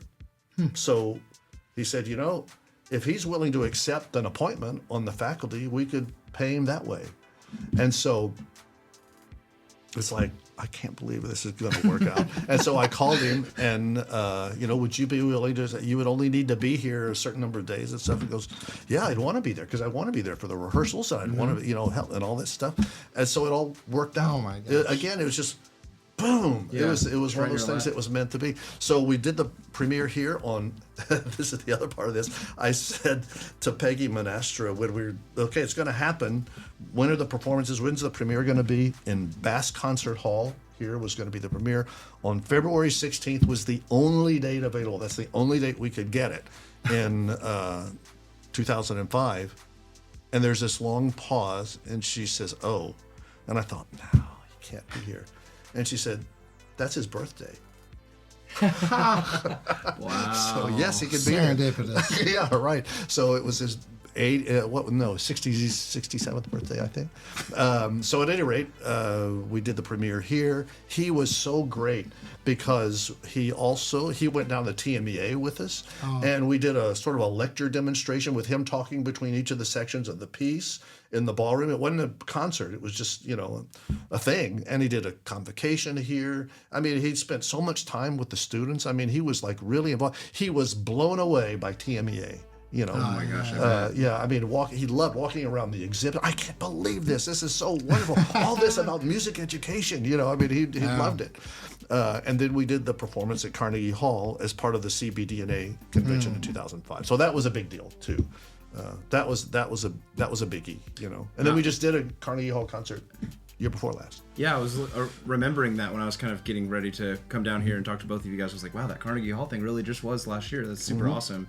I was fortunate to be on the 10-year anniversary concert of that. Yes. When we did that. I remember. Did we nail the 10-year exactly? Was it February 16th or was it right around It was then, very close. It wasn't exactly the 16th because of hall availability, but he was there for that. Yes. And we also did the clarinet concerto on that concert. That's right. Craig and conducted that. Right. Yeah. Craig Davis, that was his dissertation. That was which is amazing. a great transcription, yeah. And someone else was supposed to play the clarinet part, and that ended up not happening for some reasons. And so Nick Counselor, That's right. who was a student, played the Corleone clarinet concerto on like 6 weeks' notice. Yeah. Which is not for the faint of heart, No. And did a great job with it. We later played it with Jonathan Gunn here when he came here.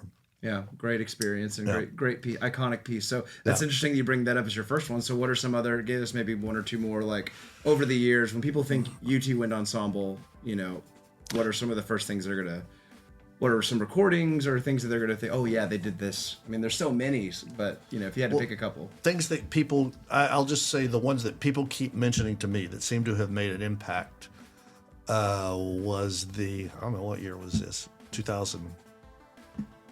I don't know, 2020. When did we do? Well, I guess I could. If this was, we just passed the 10th year anniversary of Wine Dark Sea. Yeah. The premiere of Wine Dark Sea had happened here on Wednesday night, and then we played it at TMEA on that Thursday. Yeah. That was a crazy concert. And that was kind of a mob scene too. I mean, that was that was putting it lightly. Yeah. But then again, to mention another TMEA concert, I don't know that I've ever been more proud of a group and what it took to do a concert than the last time we played in 2020. Yeah. Because that was coming out of was it 2020? 2022, I guess it would have been. Yeah, one or two. 2022, that's right. Yeah. We all did the Omar Thomas. Yeah, and it's the first TMEA back after being online and the pandemic and all that. And so we knew we were going to perform there, and so I had selected this program, which I thought was a really good program. And we were going to open with the John Williams arrangement of the Star Spangled Banner, and then we were going to do Omar Thomas, Low Down Brown Get Down, which was a new piece. Omar was new to our faculty. I wanted everybody to sort of meet him, even though people already knew who he was, but still. Then Billy Hunter, we thought was going to be our trumpet teacher. It turned out he couldn't quit his job at the Met, understood. But anyway, so he was a soloist on the Artunian Trumpet Concerto. And then we were going to do the Pines of Rome. We wanted to have a big finish. And so, we give concerts in the fall. None of this stuff is on the fall concert. So we're going to start off. But we had time, January, whatever it was. Well, then Omicron variant happens and they cancel the first 2 weeks of classes. Everything is online in January for 2 weeks. So we can't rehearse. Okay, so now we're down to 1, 2, 3. That's going to be 5 rehearsals to put this concert together. But these are good. These are good players. They had the music. We had gotten the music. We had given them the music, and we had one online meeting during that, in which watch out for this. If you could prepare this, if you could do that sort of thing. Yeah. And so then we start rehearsing. We rehearse on that Monday. We rehearse on Wednesday. Friday, classes are canceled because of an ice storm. I do remember this. Yeah. Right. Crazy Texas weather. Exactly. So TMBA is the next week.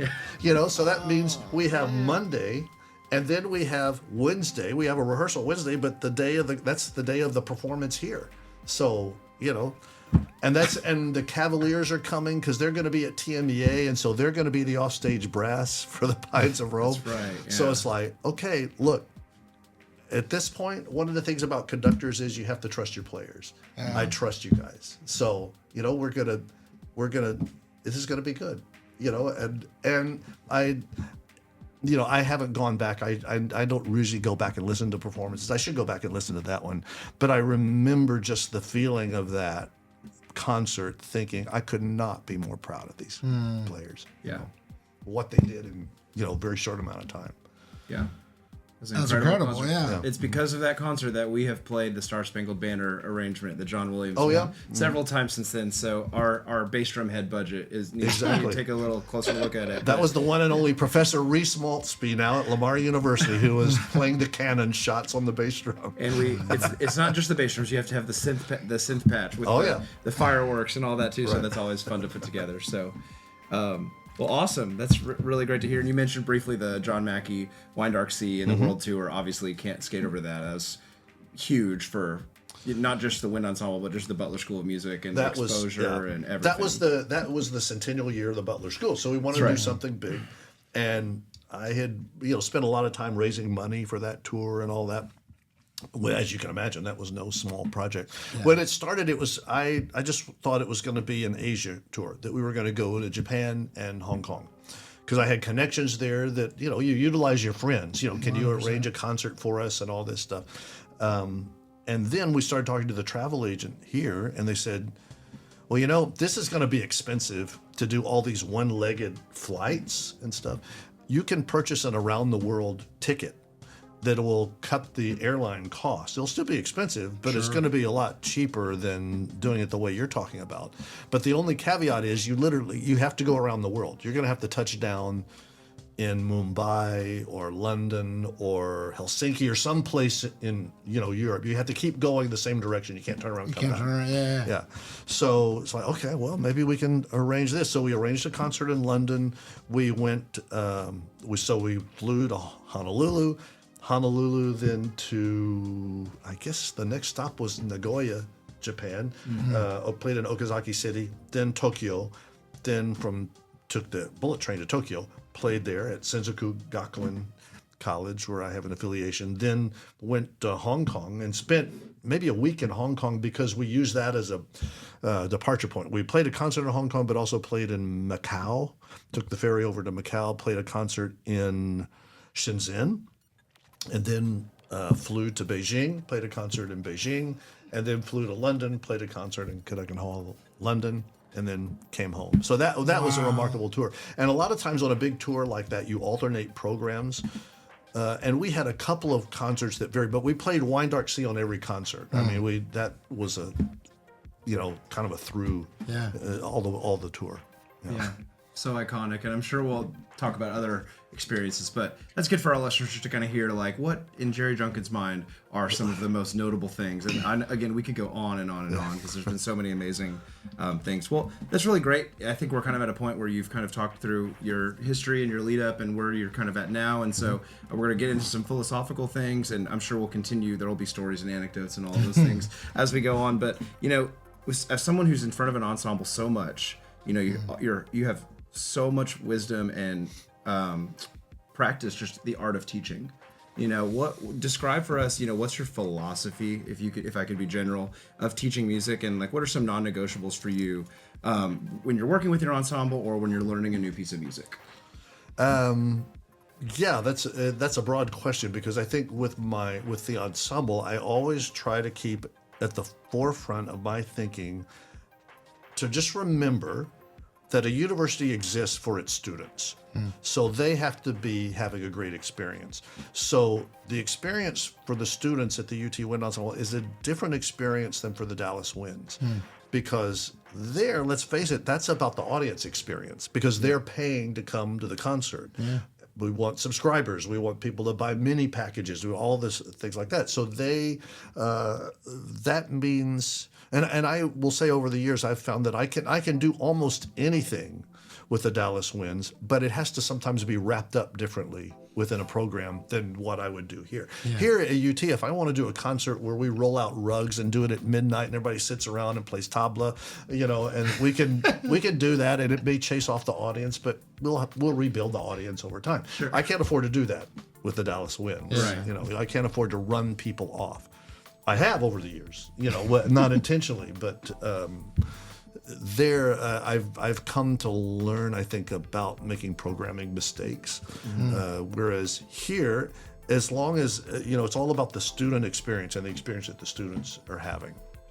So that's one kind of different thing, but something that I'm always thinking about here is what are the students getting out of this? Right. So I've been asked by my colleagues around the country sometimes, well, does it bother your applied faculty when you have like a guest come in from outside the university who plays their instrument and perform? And it's like, well, no, because I always check it with them first. I always make sure that it's okay, but Nat Brickens loves it when we bring in Joe Alessi, and I started working with Chris Martin because it was at a time when Mr. Sasaki, wasn't playing publicly anymore and all of that.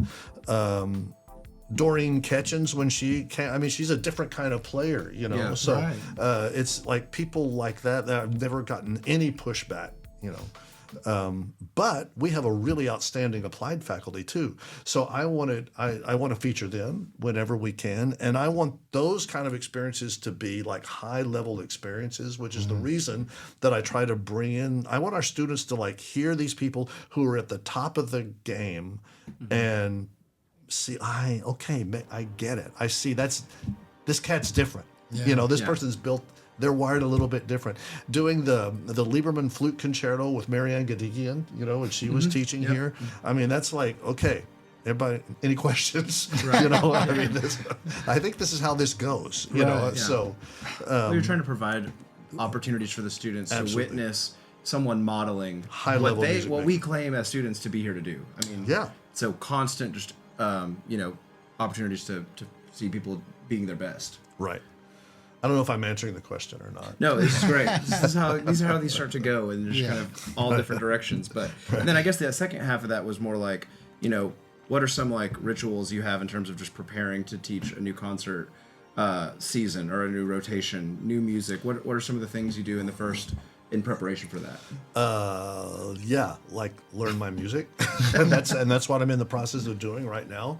The first concert that we're doing this year are pieces that are all familiar to me. I've done them before, and I'm sort of reaching that point in my life where I've done a lot of music, and so there's a lot of pieces that I'm doing, second, third, fourth, whatever number of times it is.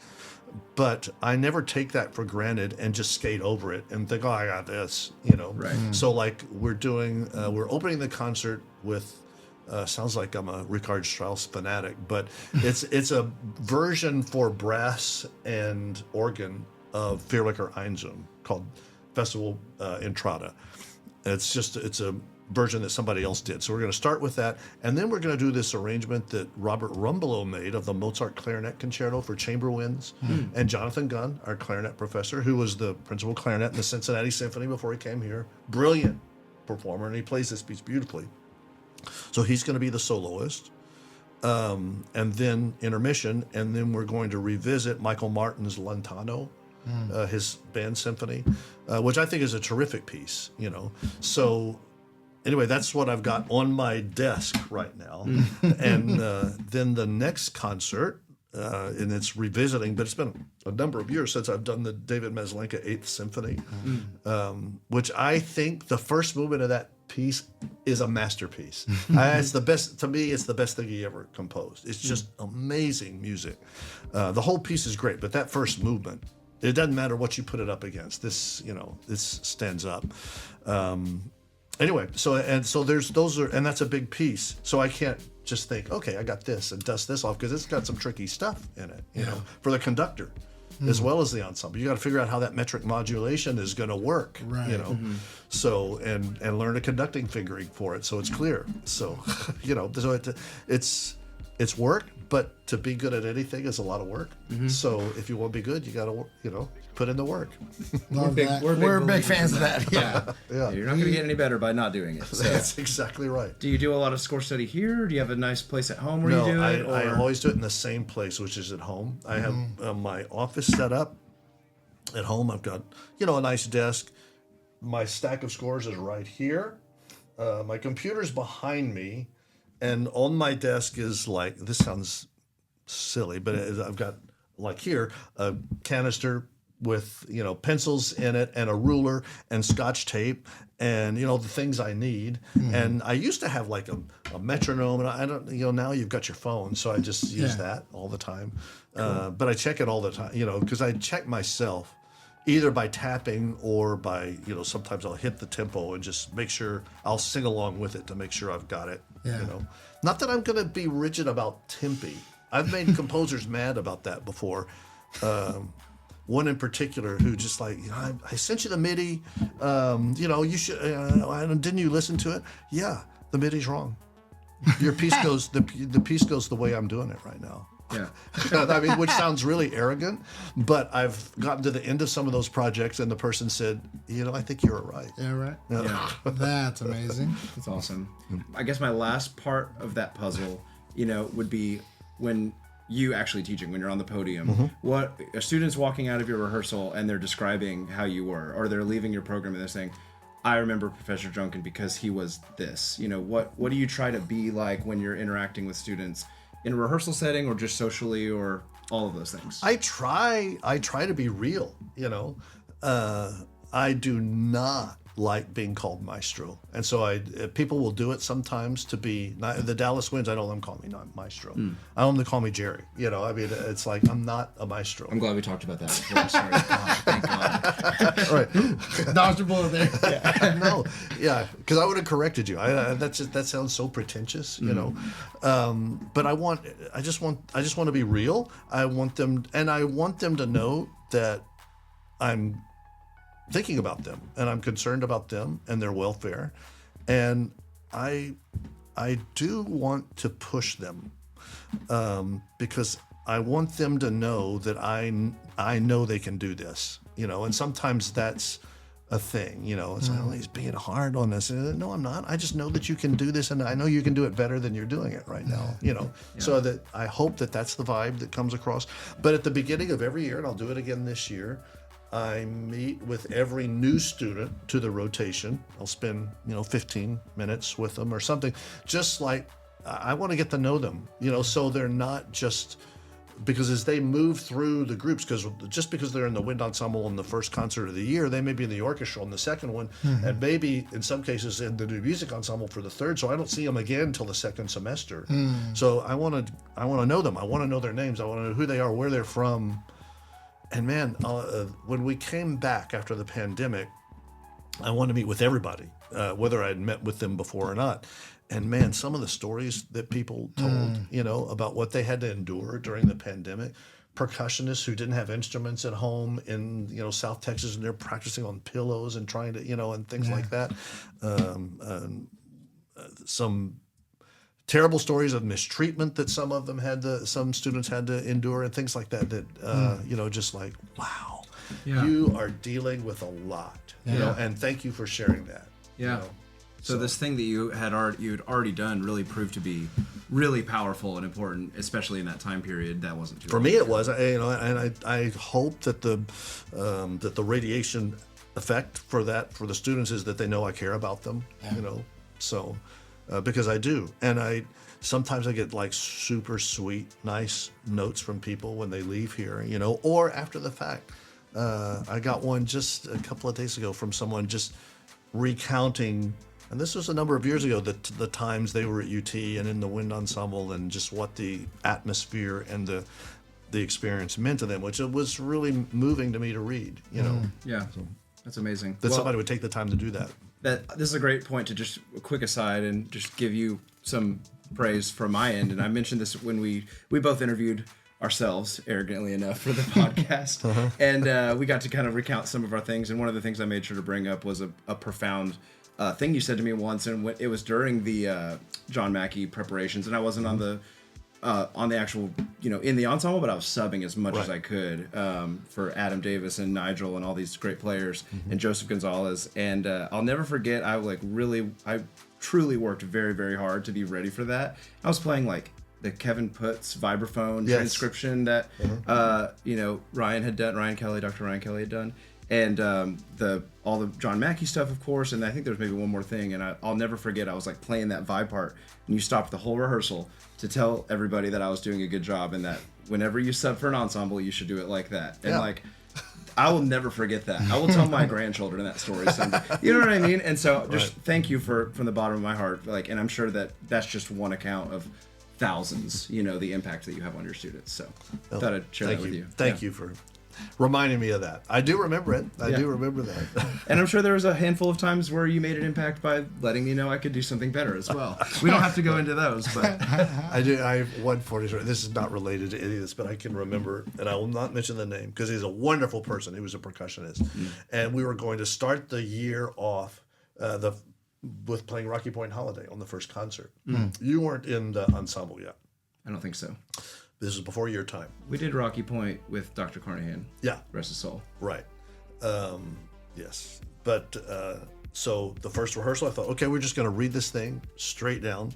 And the marimba player, he had shedded this thing. He was all over it. And I hated to do it, but I had to stop and say, it sounds so good. But that's in bass clef, right? And it was just like, man. Oh, that's awesome. He was so anxious to get started. It's like he had just like missed it. And so Missed that everything, Well, poor guy. It was a 10th off, so.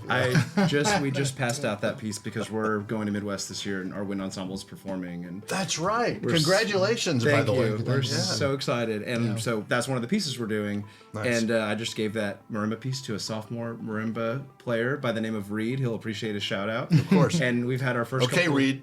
He's got it. Check the clef. Yeah. Check the clef. He did, thankfully. So he's doing a great job on it. But yeah, what an iconic piece of music. Yeah. So, all right. That's great. That's awesome.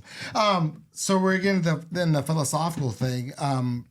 How do you go about, talk about the importance of like creating a wide range of different styles over the years or on certain concerts.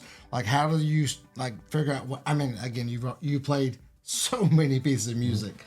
How do you go about going, okay, I want to pair these things together? Is there a thought of the difficulty of each of the pieces, or is there like how would you help someone put together a concert? Yeah, I think it's the most important thing we do. Selecting music, selecting repertoire, it is absolutely the most important thing we do.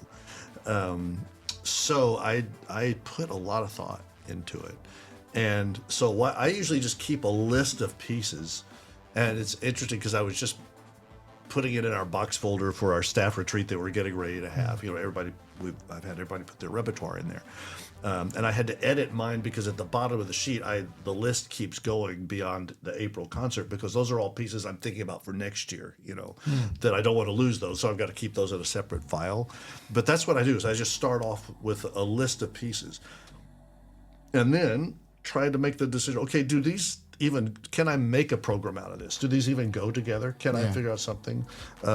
And I'm trying to, it doesn't sound like it by the two programs I just mentioned a moment ago, but I'm trying to get away from the, opening number, concerto, symphony sort of formula. Formulaic programming.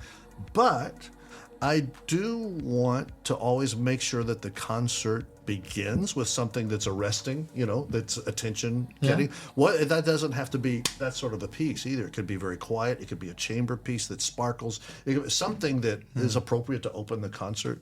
But also, I want the ending of the concert, I want the music to go back into silence with some sort of impact also.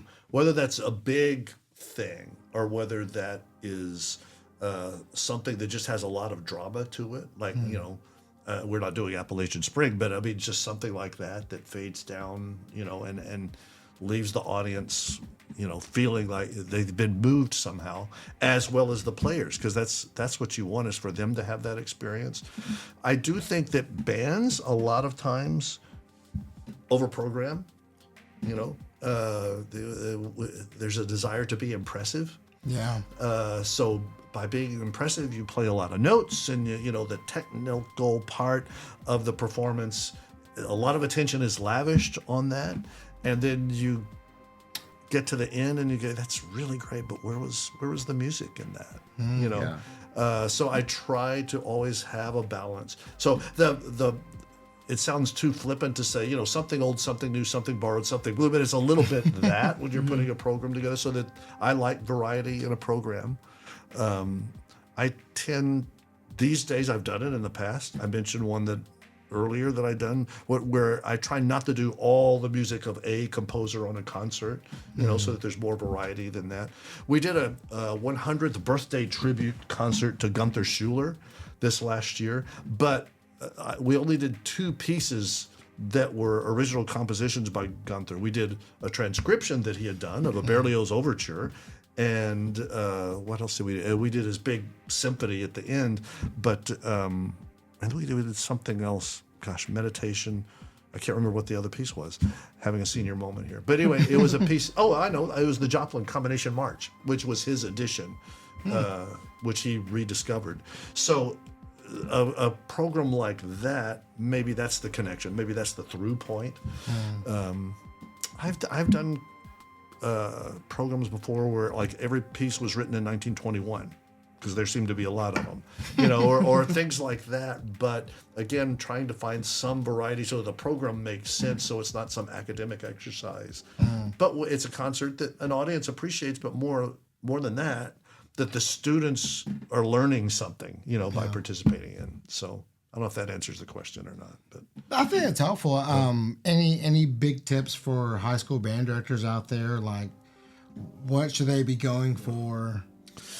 yeah, I think you've got to have a balance of difficulty level. So if you just think if any human being is expending 100% of their energy on the technical execution of any project, doesn't matter what it is, then there's nothing left for anything else, for the expressive, for the spiritual, for the emotional part, because you can't, because you are working so hard, to play all of these notes and to, play high and to do all that. So you've got to have something that balances that, I think. So I guess that would be the only thing I would suggest is just relent on the difficulty level. It's fine to have projects. It's fine to have a big project, but it's also fine to balance that with something that is, in fact, harmonizes with that other piece and maybe doesn't, trying to equally measure up in its technical difficulty because see what we did, When you think about the students' experience at the end of the concert, are they walking away thinking, oh, thank God we're done with that piece. That was burning up all my time and just had to spend all this time learning it, or are they walking away having an experience that's musical and they feel really good about what they did? Yeah, absolutely. And that they feel like, that there's an emotional reaction to it that's not based just on testosterone, or something. Yeah, that's a really smart way to put it. I like that. Shifting focus a little bit, we talked about the music selection process. Describe for us your ideal ensemble member, for lack of a better way to put that. For maybe someone who's an incoming freshman or someone who's maybe going to start their graduate program here and are looking to get into the wind ensemble or looking to be a great musician in general. How would you describe someone who's ideal in that way? Someone who is willing to learn, who doesn't think they already know everything, and someone who is willing to be helpful to their colleagues, someone who is willing to invest a lot of time and effort in the slow, painstaking work that it takes to get better on your instrument, because a lot of people want to pass that up and get to the really fun stuff. Just like let's face it, a lot of conductors, whatever the genre, like to get to the stuff that sounds good and that it's fun. It's fun to conduct this. It's fun to there are some steps you have to go through before you can really get to that and to do it well. And I think it's about building a solid foundation. So a student has to be willing to go through that process and actually kind of love it. Like we all love score study. I love score study. Love it. You gotta love it. It's Absolutely. such a huge part of your job. Yeah, if I dreaded it, That would be rough. Yeah, right. I love it. I mean, it's like reading a great mystery, and trying to find out what's the secret here. What am I missing? There's a byline that I haven't even considered in this, So I think for students, it's the same way. They have to love it. They have to. If you're a trumpet player, you got to love those Arvid etudes. If you're a clarinetist, you've got to love the Behrman scales and thirds. If you're a percussionist, you've got to. It just the list goes on. You've got to be willing to put in the work and enjoy it and love it. That's awesome. That's great. Well put. Yeah, fantastic. So, what about when a student doesn't have that love? What are some of the common missteps that you see in kind of young college students in general? What are some of the situations you're having to coach them up on? Yeah, I wish I had actually more contact with the young undergraduate students. Yeah, I do. But they're. I hate to say it this way, but they're sort of an elite group. If they make it into the wind ensemble, then they've sort of made a statement. They're separating themselves maybe from some other people. I really appreciate my colleagues. Doug Henderson does an amazing job with the Wind Symphony, and Cliff Crooms. I've never seen a better culture builder in my life than Cliff Crooms. both with the Longhorn Band, but also with the Symphony Band. He gets those kids loving it, and so they're better at it because they get to do it. You know? Right. Now, sometimes it happens where an incoming student, a young student or freshman, will make it into the Wind Ensemble. And they play a great audition. And we all agree, yeah, they should be in there. And then for whatever reason, it just seems like it doesn't work, because you learn something from that, and so then very often then they don't make it in the second semester. And we do our auditions, they're blind auditions, so we don't it's not like we're gunning for this kid, I mean, it's just because what they have realized is that they were practicing for All-State that first audition. They were at the same sort of intensity level that they're trying to make the All-State band still, and so they made it. That's great, but they didn't learn any more about music and about sight reading and about preparation beyond just these pages. So sometimes that will reveal itself, and I always try when that happens. Sometimes I just don't get around to it, and I feel bad about that. But I always like to try to meet with those students and just say, look, you're doing great, but there's some things, you'll be a lot better at this in a year or 2 years. Your time is going to come, and very often there's not a lot of students who I've encountered who just drop off the face of the earth. I mean, I live a privileged life to be able to do all the things that I'm privileged to teach here because our students are smart and they're you got to pass muster just to get in the place. So, and we're willing to help them. And their teachers are willing to help them. There's not a single one of my colleagues who's dismissive of a student. Who comes to, oh, this kid, they're killing me. Why do we do it? You just don't hear that. What you do hear is, man, we've got to find a way to help this person. And I'm wondering if I could set them up so that they could practice together with it. Things like that. That's what I hear. That's amazing. That kind of leads into my next thing. You talked, and we can maybe go back a little bit, but. And you've talked about this, but what are some things you love about working with those younger students? And we'll talk a little bit about your experience doing all-state bands and things like that. But younger students, undergraduates versus adults, graduates, and the professional players. Things you love about those things and how they're different. Yeah, I do. I do love it all. It's hard to say, and I don't know that I could even say. I love one more than the other because they're just different, and I count my blessings all the time that I'm really lucky to be able to have these different experiences. I do love working with college students and college age students, young or old, doesn't matter to me, and everybody's coming from some place when they come here. They're either coming from a high school band program, and that is all over the map. Large schools, small schools, rural schools, urban environments within Texas, outside of Texas. The majority of our undergraduate students are from Texas, but there's a decent percentage that are from other places, who've not been involved in the Texas band culture, and scene. And not that has anything to do with anything when they get here, because everybody's the same. The group of students that you were with, you mentioned Nigel. He was from Florida. I'm trying to think of the other people who are around, at that particular time. Not everybody was from Texas, but everybody sort of does like San Antonio, Dallas, Houston. Yeah. Large schools, big, all over. So, I think it's for the graduate students, they are coming in, again, having been somewhere. Rarely are they from UT. I think there's sometimes... It's not discouraged, but there's an encouragement to go other places, you have other experiences. Yeah. So very often they will come from other schools, other states. The majority of our graduate students are from out of the state of Texas. So they're coming from somewhere, and those are all different experiences too. Some places where it's like, why do I have to play in the band? The wind ensemble? Why do I have to do that? Come on, gee, I want to play in the orchestra. Why aren't they making me play in the band? Other places where, oh man, I've always wanted to play in the UT Wind Ensemble. This is going to be so cool.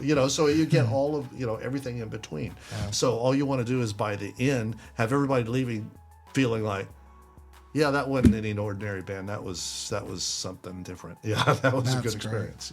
And you want that for the undergrads as well as the graduate students. And the professional musicians as well. I mean, that's completely separate, but That's what's interesting about the Dallas Winds is those players. You have to give them the most amount of credit for keeping the Dallas Winds going over the years. Because it's a small cohort, but there is a cohort of players who were there at the very beginning 40 years ago who played in that first reading session. They were very young, of course, at that time, but still, they're still there. And they're the ones who stuck with it through hard times financially and everything. And so, you end up having great appreciation for them, for the sacrifices that they've made. And it becomes like very much like a university situation where the veterans are pulling the young people aside. Well, this is the way we do things. There's sort of that vibe. There's a great deal of pride. And those, I would say for the most part, the players who are in the Dallas Winds love playing in that band, and they're not thinking, oh, my life is a wreck because I'm not in the whatever symphony. It's like, I love playing in this band. So, you want to give them a good experience too. Awesome.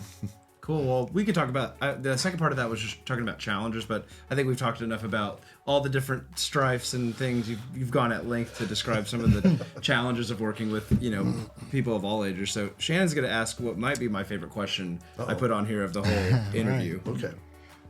Because it's important, because we want to help our colleagues around the state and around the country. What do you wish high school ensembles would do differently? I saw that you were nice enough to share a few questions with me, and I saw that one, and I thought, oh, brother. Because this is not an ambush. The last thing anybody wants is for the know-it-all college guy, who just sits with his feet up on the desk all the time drinking coffee, comes in at 10 a.m., does his thing, and leaves at 2, oh, geez, talk about what high school band directors should be doing, and middle school band directors. But I will say I have lived that life, I conducted a high school band at one time because for 2 years I conducted the Michigan Youth Band, but that was like an all-star group that was high school kids. And we did have a band boosters club. That was a whole thing, which I threatened to disband the second year I was there. Side story. Right, that's for another time. But, I think it's a little hard to pinpoint it all. Because I think our profession and the demands on high school band directors in particular is really intense. I think the alignment between middle schools and high schools is an essential thing. And so to keep that relationship intact is important, or to build a relationship if there's not one, so that because it's very easy for sometimes middle school band directors to feel like they just come down here because they want our kids and they're not interested in this or that, so I think that's important. I do think I get in trouble every time I say this, but I think that the marching band thing is out of hand at the high school level. Yeah. It's great. It's a wonderful activity, and the students love it. But I said this at TBA, and I wasn't expecting the applause that the comment got. But I said, I think that there should be some sort of, whether it's an NIL or salary cap or something like that, invoked on a per capita basis per student. You can't spend more money than this on marching band, because I think that legislatively. Yeah, it's just an arms race right now. And it gets worse and worse and worse. And now virtually no one is doing any concert band music in the fall except slopping together a Christmas concert. Play Christmas festival, sleigh rides. Is that enough? So that's sort of how that goes for most, unless a band is getting ready to go to Midwest or something. Exactly. Then we're in the process right now of looking at that really hard and be like, okay, we're going to make sure we prioritize this, but how do we keep the marching band thing at the level that we've, kept? And that's really hard to do, because you start to say, you start sacrificing things, and then we're all wired in the way that we just have to do it all. Yeah.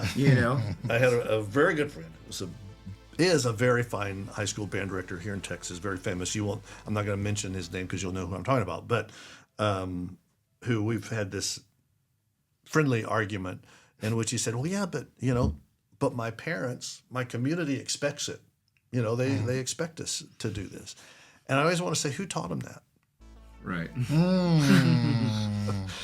Because at some point it's like, okay, well, we're going to do it. So now I can't step back, But I said something has to happen, I think, to the detriment, because I will tell you that we get students here who will say sometimes that, oh man, it's a mixed bag. Some students will say, I miss the competition. Are there competitions? Why don't we do competitions for college bands? Yeah. Which is never going to happen. But then there are other students who say, man, I love not beating the same show and the same music up for 12 weeks and to going to 7 weeks in a row of competitions of one type or another. You know, so I think that's just a thing, and everybody knows it's a thing, but I mean, nothing happens about it except that it gets worse each year, in my opinion. Sure. Yeah. I thought after the pandemic, this is going to be, the pandemic's terrible, so I'm not saying that was a great thing, but there's going to be a reset. We're going to step back. No, came back, with more vigor than ever, So I don't know what happens with it. But the same thing is happening in the concert band part of the activity, whereas it's like honor band is a thing, and we're going to slam these 3 pieces, and you're going to get it. And it's like, so, I know I'm old, but back in the day, we covered a lot of repertoire in my high school band. We would play concerts that didn't have anything to do with what we were going to do at the UIL competition or honor band, and we're still okay, so I don't know. It's just, I think, and that's driven by competition, I realize. Right. And I'm not one of these people who says competition is terrible, we should do away with all competition. Competition fuels life. You can't find an area of life where there's not competition, so that's a natural phenomenon. But I think it does have to be utilized in the right ways. That's the challenge. Thank you for putting it that way. I think amazing. a lot of people agree with what you mentioned it. Like, a lot of people agree with you, but like, we just need to hear it more and like actually do something about it. And that's one thing we talk about a lot on this podcast is just, work-life balance and trying to maintain longevity. You're a great example of someone who's been doing this for their whole career. I mean, there's going to be a breaking point, when you go too far in one thing. And so, It's happened in a lot of people's lives, and especially 100%. recently. I mean, I know forever, but especially recently is something that's been going on a lot. So, I think you hit the nail on the head. So, I mean, as far as the work-life balance, I mean, I don't want to steal your thunder if you were going to ask about that. No. Go on. Yeah, but it's because that's, that takes work also. And whenever we use the term balance, that always implies that there's this 50-50 scale of justice, So, okay, so I'm working really a little more here, so I'm going to spend more time with the family over here. The fact is, it doesn't really work like that. So rather than balance, I like to use the term harmony. If your 2 lives, your professional life and your personal life and your family life, so that's 3 things, right, can all exist in harmony with one another, then you found a good way to do it, and that takes willing participants on both sides, So and that's not sometimes really easy work. And there are some people, I'm very fortunate. I have a very wonderful wife who's super understanding. Right. She would have to be, right? Yeah, right. I was going to go down that track if you didn't. Right. So, but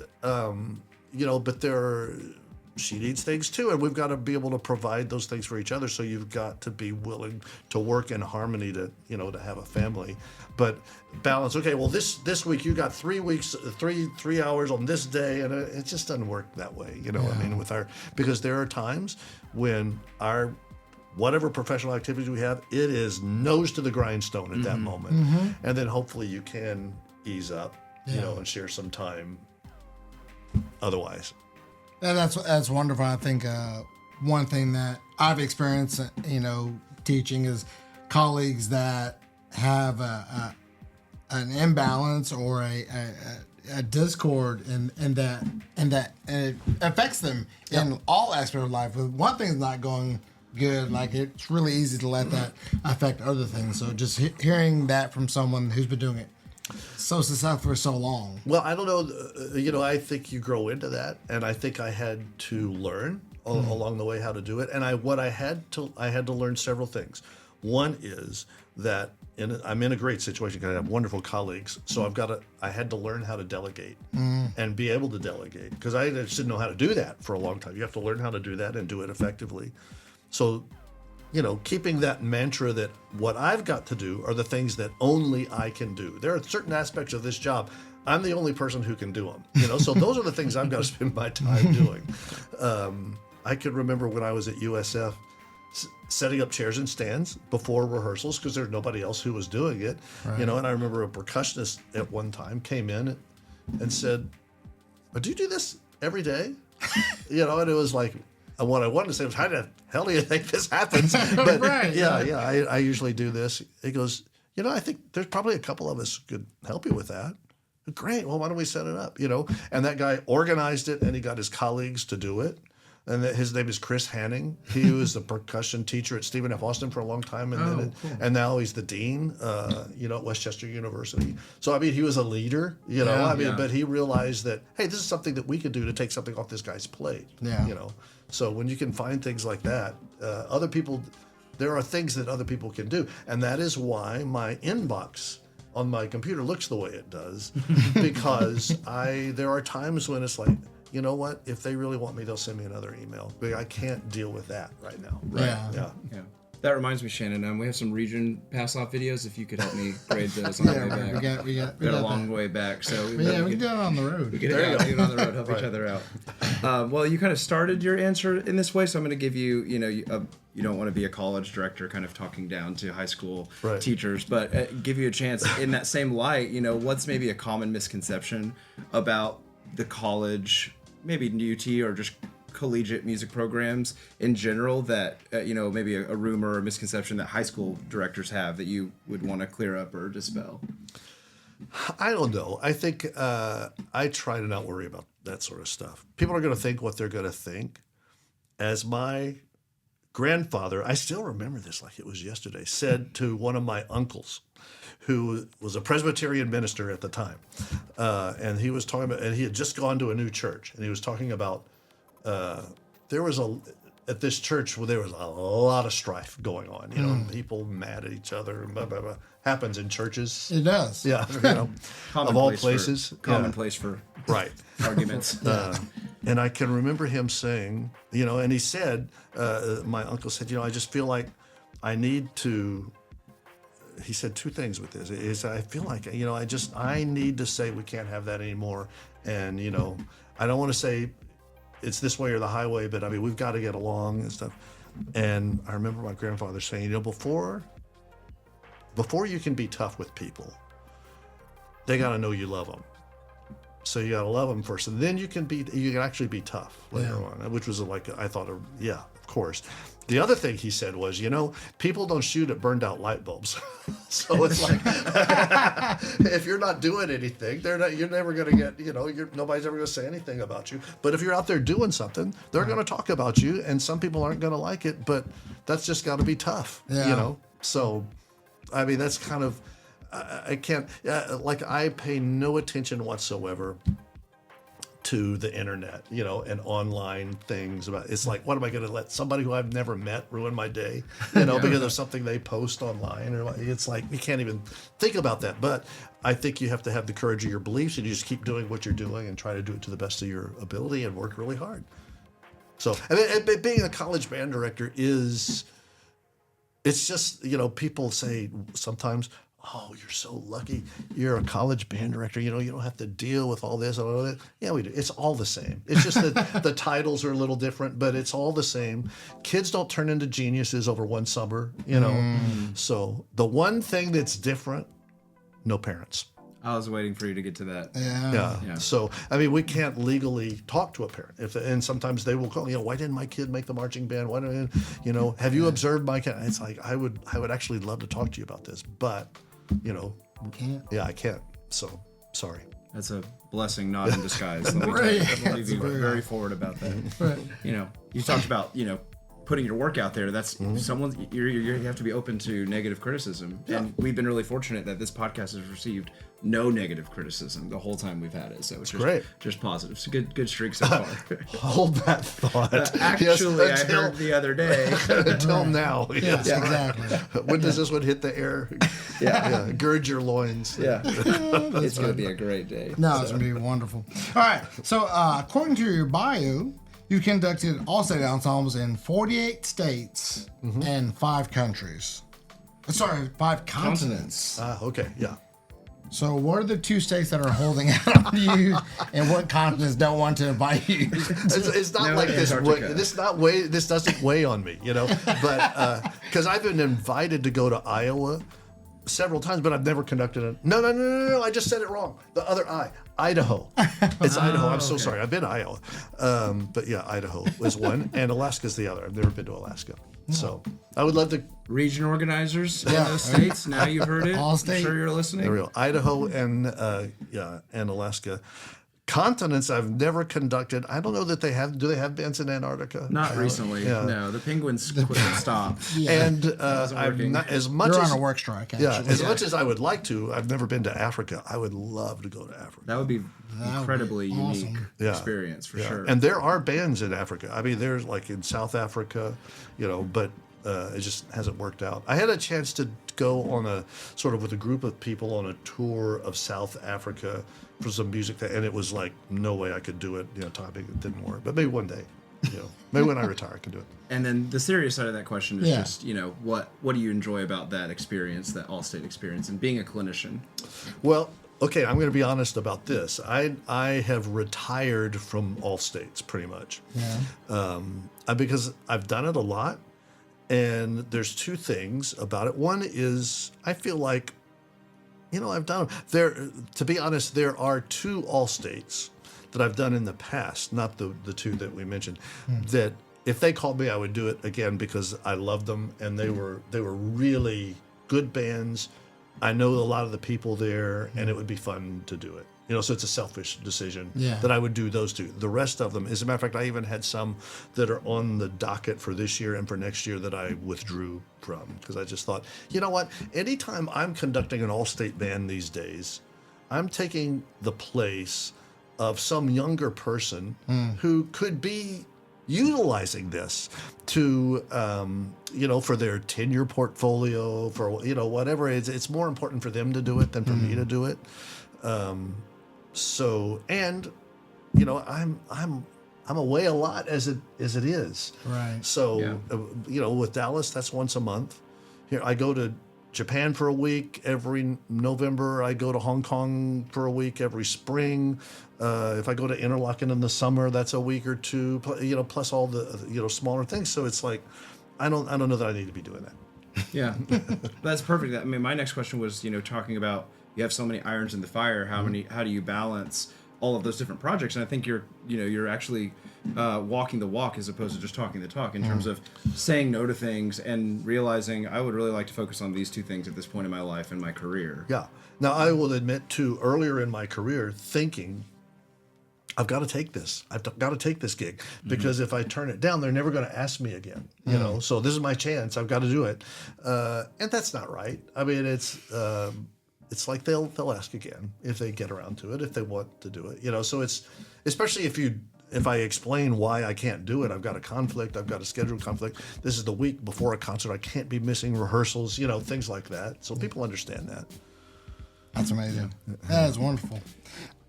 Let's see. Where am I? Oh, here we go. This is a powerful one. This is the one. This Yeah. is a weighted one. We This save all the is- heaviest ones. I think it's the heaviest towards one. the end. Yeah, but honestly. Can you, and you've already kind of started to describe the current state of music education, how it's evolved throughout your life, and where do you see it going in the future? Yeah, I don't know that I'm the greatest soothsayer. Because I have had. This doesn't involve music education, but I remember thinking years ago that the true measure of the test of the success of the Dallas Winds over time will be in 20 years, will there be a Cleveland Wind Symphony? Will there be a Los Angeles Wind Symphony? Will there be, will this spawn other groups? And that was more than 20 years ago and it hadn't happened, so it's like, why did I think that was going to, and it's like, okay, what happens to all of the, just take one instrument. What happens to all the flute players who graduate with a performance degree from every good school that you can think of? Yeah. And when there are 3 jobs that are open in a year, I mean, what do they all do? I mean, they would love to keep playing somehow, but somehow it just hasn't happened. So that's a shame. Now, on the other side of that is there are more community bands, more community orchestras now than there ever have been, which is great. Yeah. It's just the professional part of it hasn't happened. But maybe that's a part of music education, is that people are still wanting to play, which is great, which is given the proliferation of community bands. If you look at just your area in Dallas now, what started out as one or two, now it's like, everywhere there are community bands, and they're all good. They're great, So I think that's a really positive thing for the future of music education. I think we're in rarefied air being in Texas. Yeah. And I'll just say it, I know that I work for a place that's funded by, has, at least we're a state-assisted institution, I will say. That's when it comes to funding. But the political ebb and flow in Texas is odd, let's face it. Yeah. So that's what you worry about, is that there will be a sudden move to do something, maybe made out of the best of intentions, but where it ends up being detrimental. To music education. I have a feeling, though, that music education is so well ingrained as a part of the fabric of Texas that this will be one of the last places where that will happen. Yeah. And I also think that I don't know why, it was coincidental that last night I was rewatching something just came up on a YouTube feed as I was going through other things, and it was like, oh yeah, I was at that concert. I was actually the MC of this concert, so I'm going to watch it, a little bit of it again, which was the 2017 Cancer Blows concert, which was in San Antonio at the ITG conference. So this is a funny thing. I ended up being the MC, and I didn't know that. I just went there to listen and support Ryan Anthony, and then one thing leads to another, and I'm introducing the show at the beginning. But at the end of it, Doc Severinsen comes out, and he's talking, and he launches into this thing at the end, and he says, and he's talked about Texas music education, and he said, somebody moves down to Texas from New York, and they think, I'm going to go to the school board meeting and I'm going to tell them, y'all are spending too much money on this band program and then this orchestra program. We need to be spending it on this or in business. That guy won't even be able to get home before they'll have his stuff packed in the front yard. But in a way that, it's a funny story, but it's like true. I mean, there's a great deal of pride that people take, I think, in music programs in Texas, which is a great thing. Will the focus that we talked about earlier on competition be the death knell at some point? And that's a possibility. And that's what I would like to keep us from doing it to ourselves. Yeah. That's the thing, that I would love to see, is that, okay, if one of these days this takes a turn or such, it's because of financial reasons, there's a, whatever, but not because we did it to ourselves, That's powerful. My hope is that if one band director listens to this and hears you say that, and that influences their decision to make smarter choices when it comes to, overscheduling and overdoing, then I will be satisfied with that. 100%. 100%. Are there anything that you would like to encourage current and future music educators, either in their daily life or practice habits, or just like some Professor Junkin advice? Well, for young teachers, for free. For free, absolutely free. Listen, my wife keeps telling me one of these days I would love it if you'd get one of these jobs that actually paid something. We have not made it on Joe Rogan yet. I don't know what he pays these days. I have no idea. I would know. But yeah, I think for young teachers, my advice, and I try to give it, is find a mentor. Go, if you're in a place where you can have, like, let's just say the choice is between taking a job and it's in this area where the pay is good and you're going to get $6,000 above scale, as opposed to this other place that's paying the scale. But at this place that doesn't pay that much, you've got a master teacher there that you can hang out with and observe and talk to. Take that job, because in the long run, that's going to pay off for you. It'll pay off financially, actually. in the long run, Yeah. but it'll certainly pay off with your teaching. You'll just move faster because you have the advantage of being with somebody who's, a mensch, wants to help you. And that's one of the great things about our profession is that people want to help each other. Yes.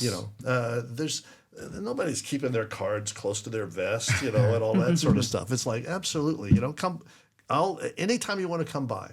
Like here, all of our rehearsals are open. Yeah. And so students who are in other fields, they'll come in and, but people are in town.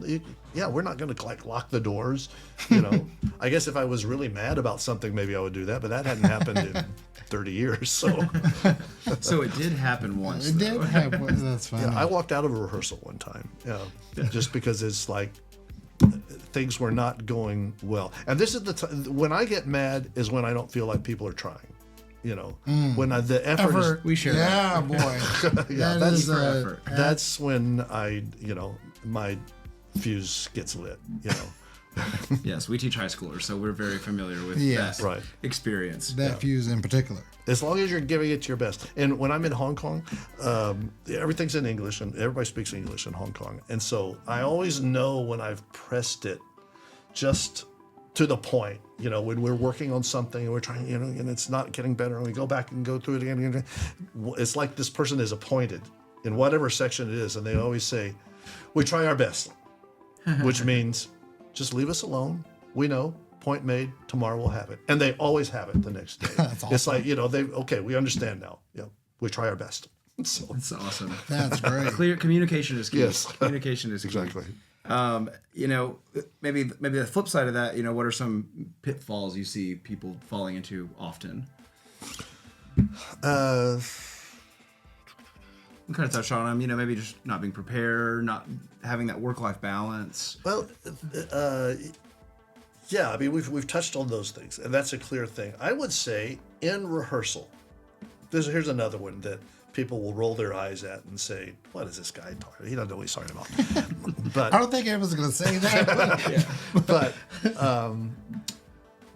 my dear friend Gary Gardner told a story about not long ago being invited to a rehearsal, and he's sitting in a chair over on the side while they're doing daily drill for like 25 minutes. And he's supposed to be the clinician, but they're doing daily drill for 25 minutes. And so he gets up and he says, before we start, Ben, can I just ask you a question? How many of you have been absolutely bored out of your mind for the last 25 minutes? And he said, every hand in the room shot up. Because what was happening in the daily drill bore no relationship to what was getting ready to happen in the rehearsal. There wasn't one thing that had happened that you could transfer into this is the music that we're playing right now, So it's like I don't like rituals. Having rituals for the sake of having a ritual, because what does that mean? A ritual is just a thing. So I think something has to have meaning and it has to have an application to the music. So I see that's a pitfall. Somebody told me we got to do this and we got to do it for 20 minutes or else it doesn't count. Well, it's like, well, it doesn't even sound good what you're doing. I've been in many rehearsals when I've heard people warming up and I'm just thinking, geez, this is a waste of time. Right. Because nothing is being corrected. We're just going through stuff. We're running through it. It's like, what's it's sloppy. It's not together. People's fingers aren't moving at the same. Why are we doing this? And then even the groups that are like really, really, really trying to perfect that F around the room in concert F, like still there's God bless them. There's great. Now what? Right. Now it's the same thing. There's 11 other notes. Yeah. As far, you were kind of reminding me of a lot of Dr. Duke-isms there when you were just talking about transfer and what this is versus what actually music making is. Just kind of bringing back a lot of memories of his philosophy. So that's daily drill is great if it has an application, and if it has some relevance. I talked to a friend of mine who had witnessed a rehearsal of T.J. Peterman's this last year, and he said that was the best daily drill he had ever seen in his life, and he said it probably lasted 7 minutes, but every single thing, it was a concept that you could then take into the music that they were performing. I mean, that's the way to do it. Yeah. Shout out T.J. Peterman there, Young Bandmaster of the Year. Exactly. These last few questions we have for you, this has been great, by the way. Just thank you for all the wisdom and the stories. It's so great. You know, I'm sure everyone always says it's like a trip down memory lane, you know? And so thank you again for sharing all your time with us and all your insight. We have a few just kind of little sporadic questions. So just tell our audience, you know, what are some of your favorite activities to do outside of conducting wind ensemble? It's such a huge part of your life, but when you're not doing it, what are some of the things you're doing to refuel and recharge? I used to like to run. Now my knees have told me I'm not supposed to be doing that anymore, so I like to walk. I walk a lot, and when I'm on that walk, I'll listen to podcasts. Ooh, or I might have one for you in the next few weeks. Or audiobooks or whatever, or just music sometimes. Although not a lot of times, I don't listen to a lot of music when I'm out walking, because I like to be present. Either listening to, like I said, an audiobook or something, or just observing, nature, But I love to cook. I do all the cooking at our house. Oh, nice. And I like to think of myself as a competent cook. My wife likes my cooking, so that's our deal. I do the cooking. Please. She does the cleaning up. There She you does go. let me know I'm a messy cook, but nonetheless. There's a couple extra dishes here. Right. I love to swim. We have a swimming pool, and when it's working, which is not 100% of the time, I love to, be in that. And we're really lucky in that our daughter and son-in-law and 2 granddaughters live about 20 minutes from us. They live in Round Rock, so we get to see them a lot. The 2 granddaughters came over. When was it? Monday night of this week, a week ago, and or last Monday, and we had a sleepover. Had a great time, went swimming. I fixed pizza, we had pancakes for breakfast the next day, all that sort of stuff. Oh. We had a great time. It was a blast. So we love that we are able to do that. We're lucky that they're that close and we get to see them a lot. Yeah, what a blessing. That's amazing. And then you're well-traveled, obviously. Is there any travel opportunity that Eddie Lopez invites you to that you'll say no to? Oh, no, he's terrible about that. No, yeah, we love to travel, my wife and I. And so what we have gotten into, and it's not like we're doing this all the time, we've done it one time, but we've put our deposit down on the next one, is we did a year ago one of these European river cruises from Budapest to Munich. It's fantastic, and so we're going to do that again this coming summer from Amsterdam down the Mains and Rhine and ending up in I guess it ends up in Lucerne, Zurich. But anyway, that's we love that. But then my wife travels with me now more than she did for a while. She went with me to Hong Kong. She went with me to Tokyo. We went to Chicago. Our conducting workshop ended on Thursday afternoon, and we were like straight to the airport and went to Chicago because Riccardo Muti and the Chicago Symphony was doing the Verdi Requiem on Friday night, and that had been a program change for them. And so, man, as soon as that program was announced, I bought those tickets. Oh, wow. And it was so good. It was so amazing. Cynthia Ye beat the hell out of those bass drums. It was so exciting. Yeah, it was just great. Chorus sounded amazing. The orchestra sounded amazing. Great time. And then we stayed in Chicago for a few extra days and went to some nice restaurants and had a great time. So I mean, we were fortunate to be able to do that. But that was one that, that the concert is what drove us there.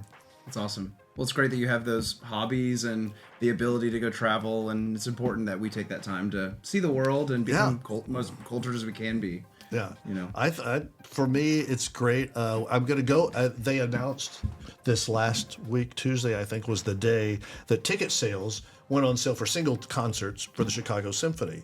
So, Midwest, I already knew because I had this on my calendar by Chicago tickets because Klaus Makala, who's the new conductor, going to be the new conductor of the Chicago Symphony, is doing Beethoven 7, and Yunchan Lim is playing piano concerto with them. It's like, okay. That's on Thursday night, Friday nights of Midwest. Wow. Oh my gosh! Everybody needs to be at those concerts if you can. That's incredible. Yeah, that's amazing. That's awesome. And Forney High School Wind Ensemble, 11 a.m. on Wednesday. Okay. Kicking off the whole thing. Oh, you're first out of the chute. So you guys do that, and then Liz Love's Leander Middle School Band is like the next concert, I think. Yeah, they're early too. There's a few Texas groups this year, so very much looking forward to that. Yeah. Well, awesome. Shannon, you got the next one? Okay. Sorry, I don't mean to now you may ask the next Yeah, it's fine. Tag. No, you're good. What would you be if you hadn't chosen a profession in music all those years ago?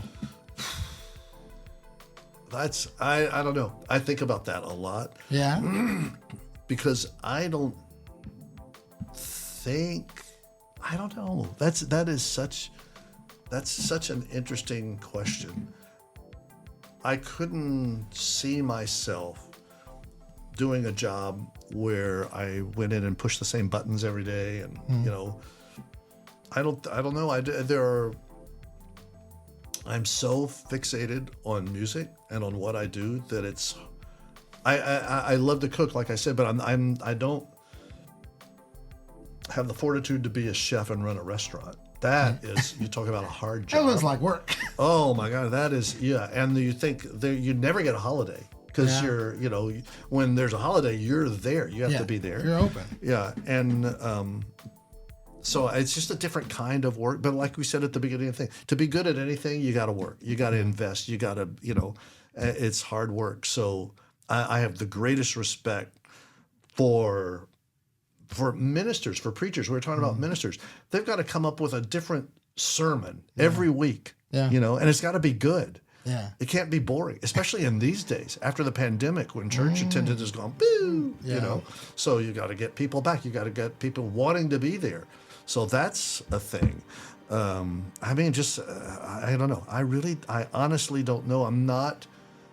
I'm only 5'9". I can't play center field for the New York Yankees like I wanted to. I'm also my next birthday, I'll be 70, so I'm a little over the hill for that. So I don't know, man. It's hard to say that. I can relate to that 100% because people will ask, like, what if you couldn't teach drums? I had a situation medically where that looked like a possibility for a while. And I literally could not fathom a life where I don't do what I do today. Right. Could not. I'm with you. Could not do it. My man, yeah. Yeah. My last question for you, and then Shannon has a little segment we like to do, is if you're stuck on a deserted island and you could only take 3 scores with you to conduct for all of eternity, which would you bring and why? Only 3. Only 3. Yeah. Wow. Had to cut it off. Okay. My bias being a band conductor, I suppose one would be the Mozart K361 Grand Partita. Iconic. Oh, that piece will be performed as long as there is music. People will be performing that piece because it's just genius masterwork. Yeah. 50 minutes, 50. I've got the facsimile score down there that the Library of Congress, it's just like it just poured out of him. It's just amazing. So that would be one.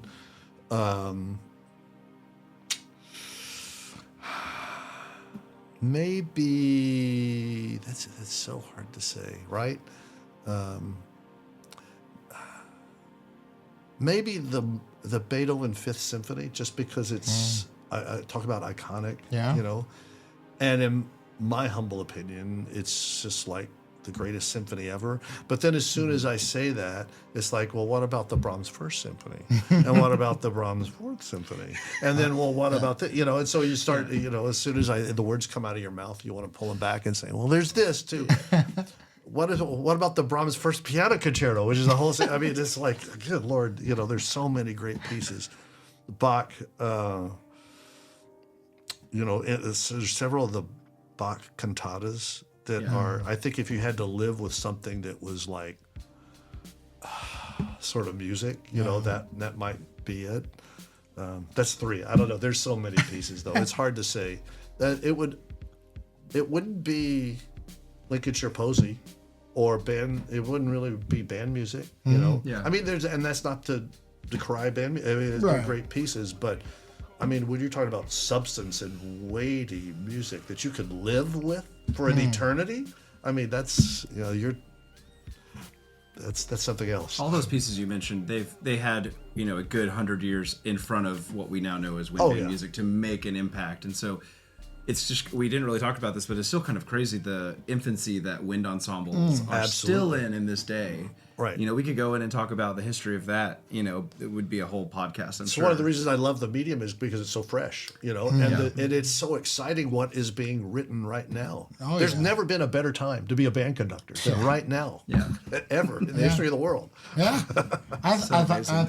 I think about that, and even life recently. You know, what was the best time to do what we do? It's like it's absolutely right now. Yes. with all the support we have and students that are interested and the ability to push them to the levels of excellence that we try to. I don't. Absolutely. It's never been better. Right. Yeah. That's amazing. Amazing.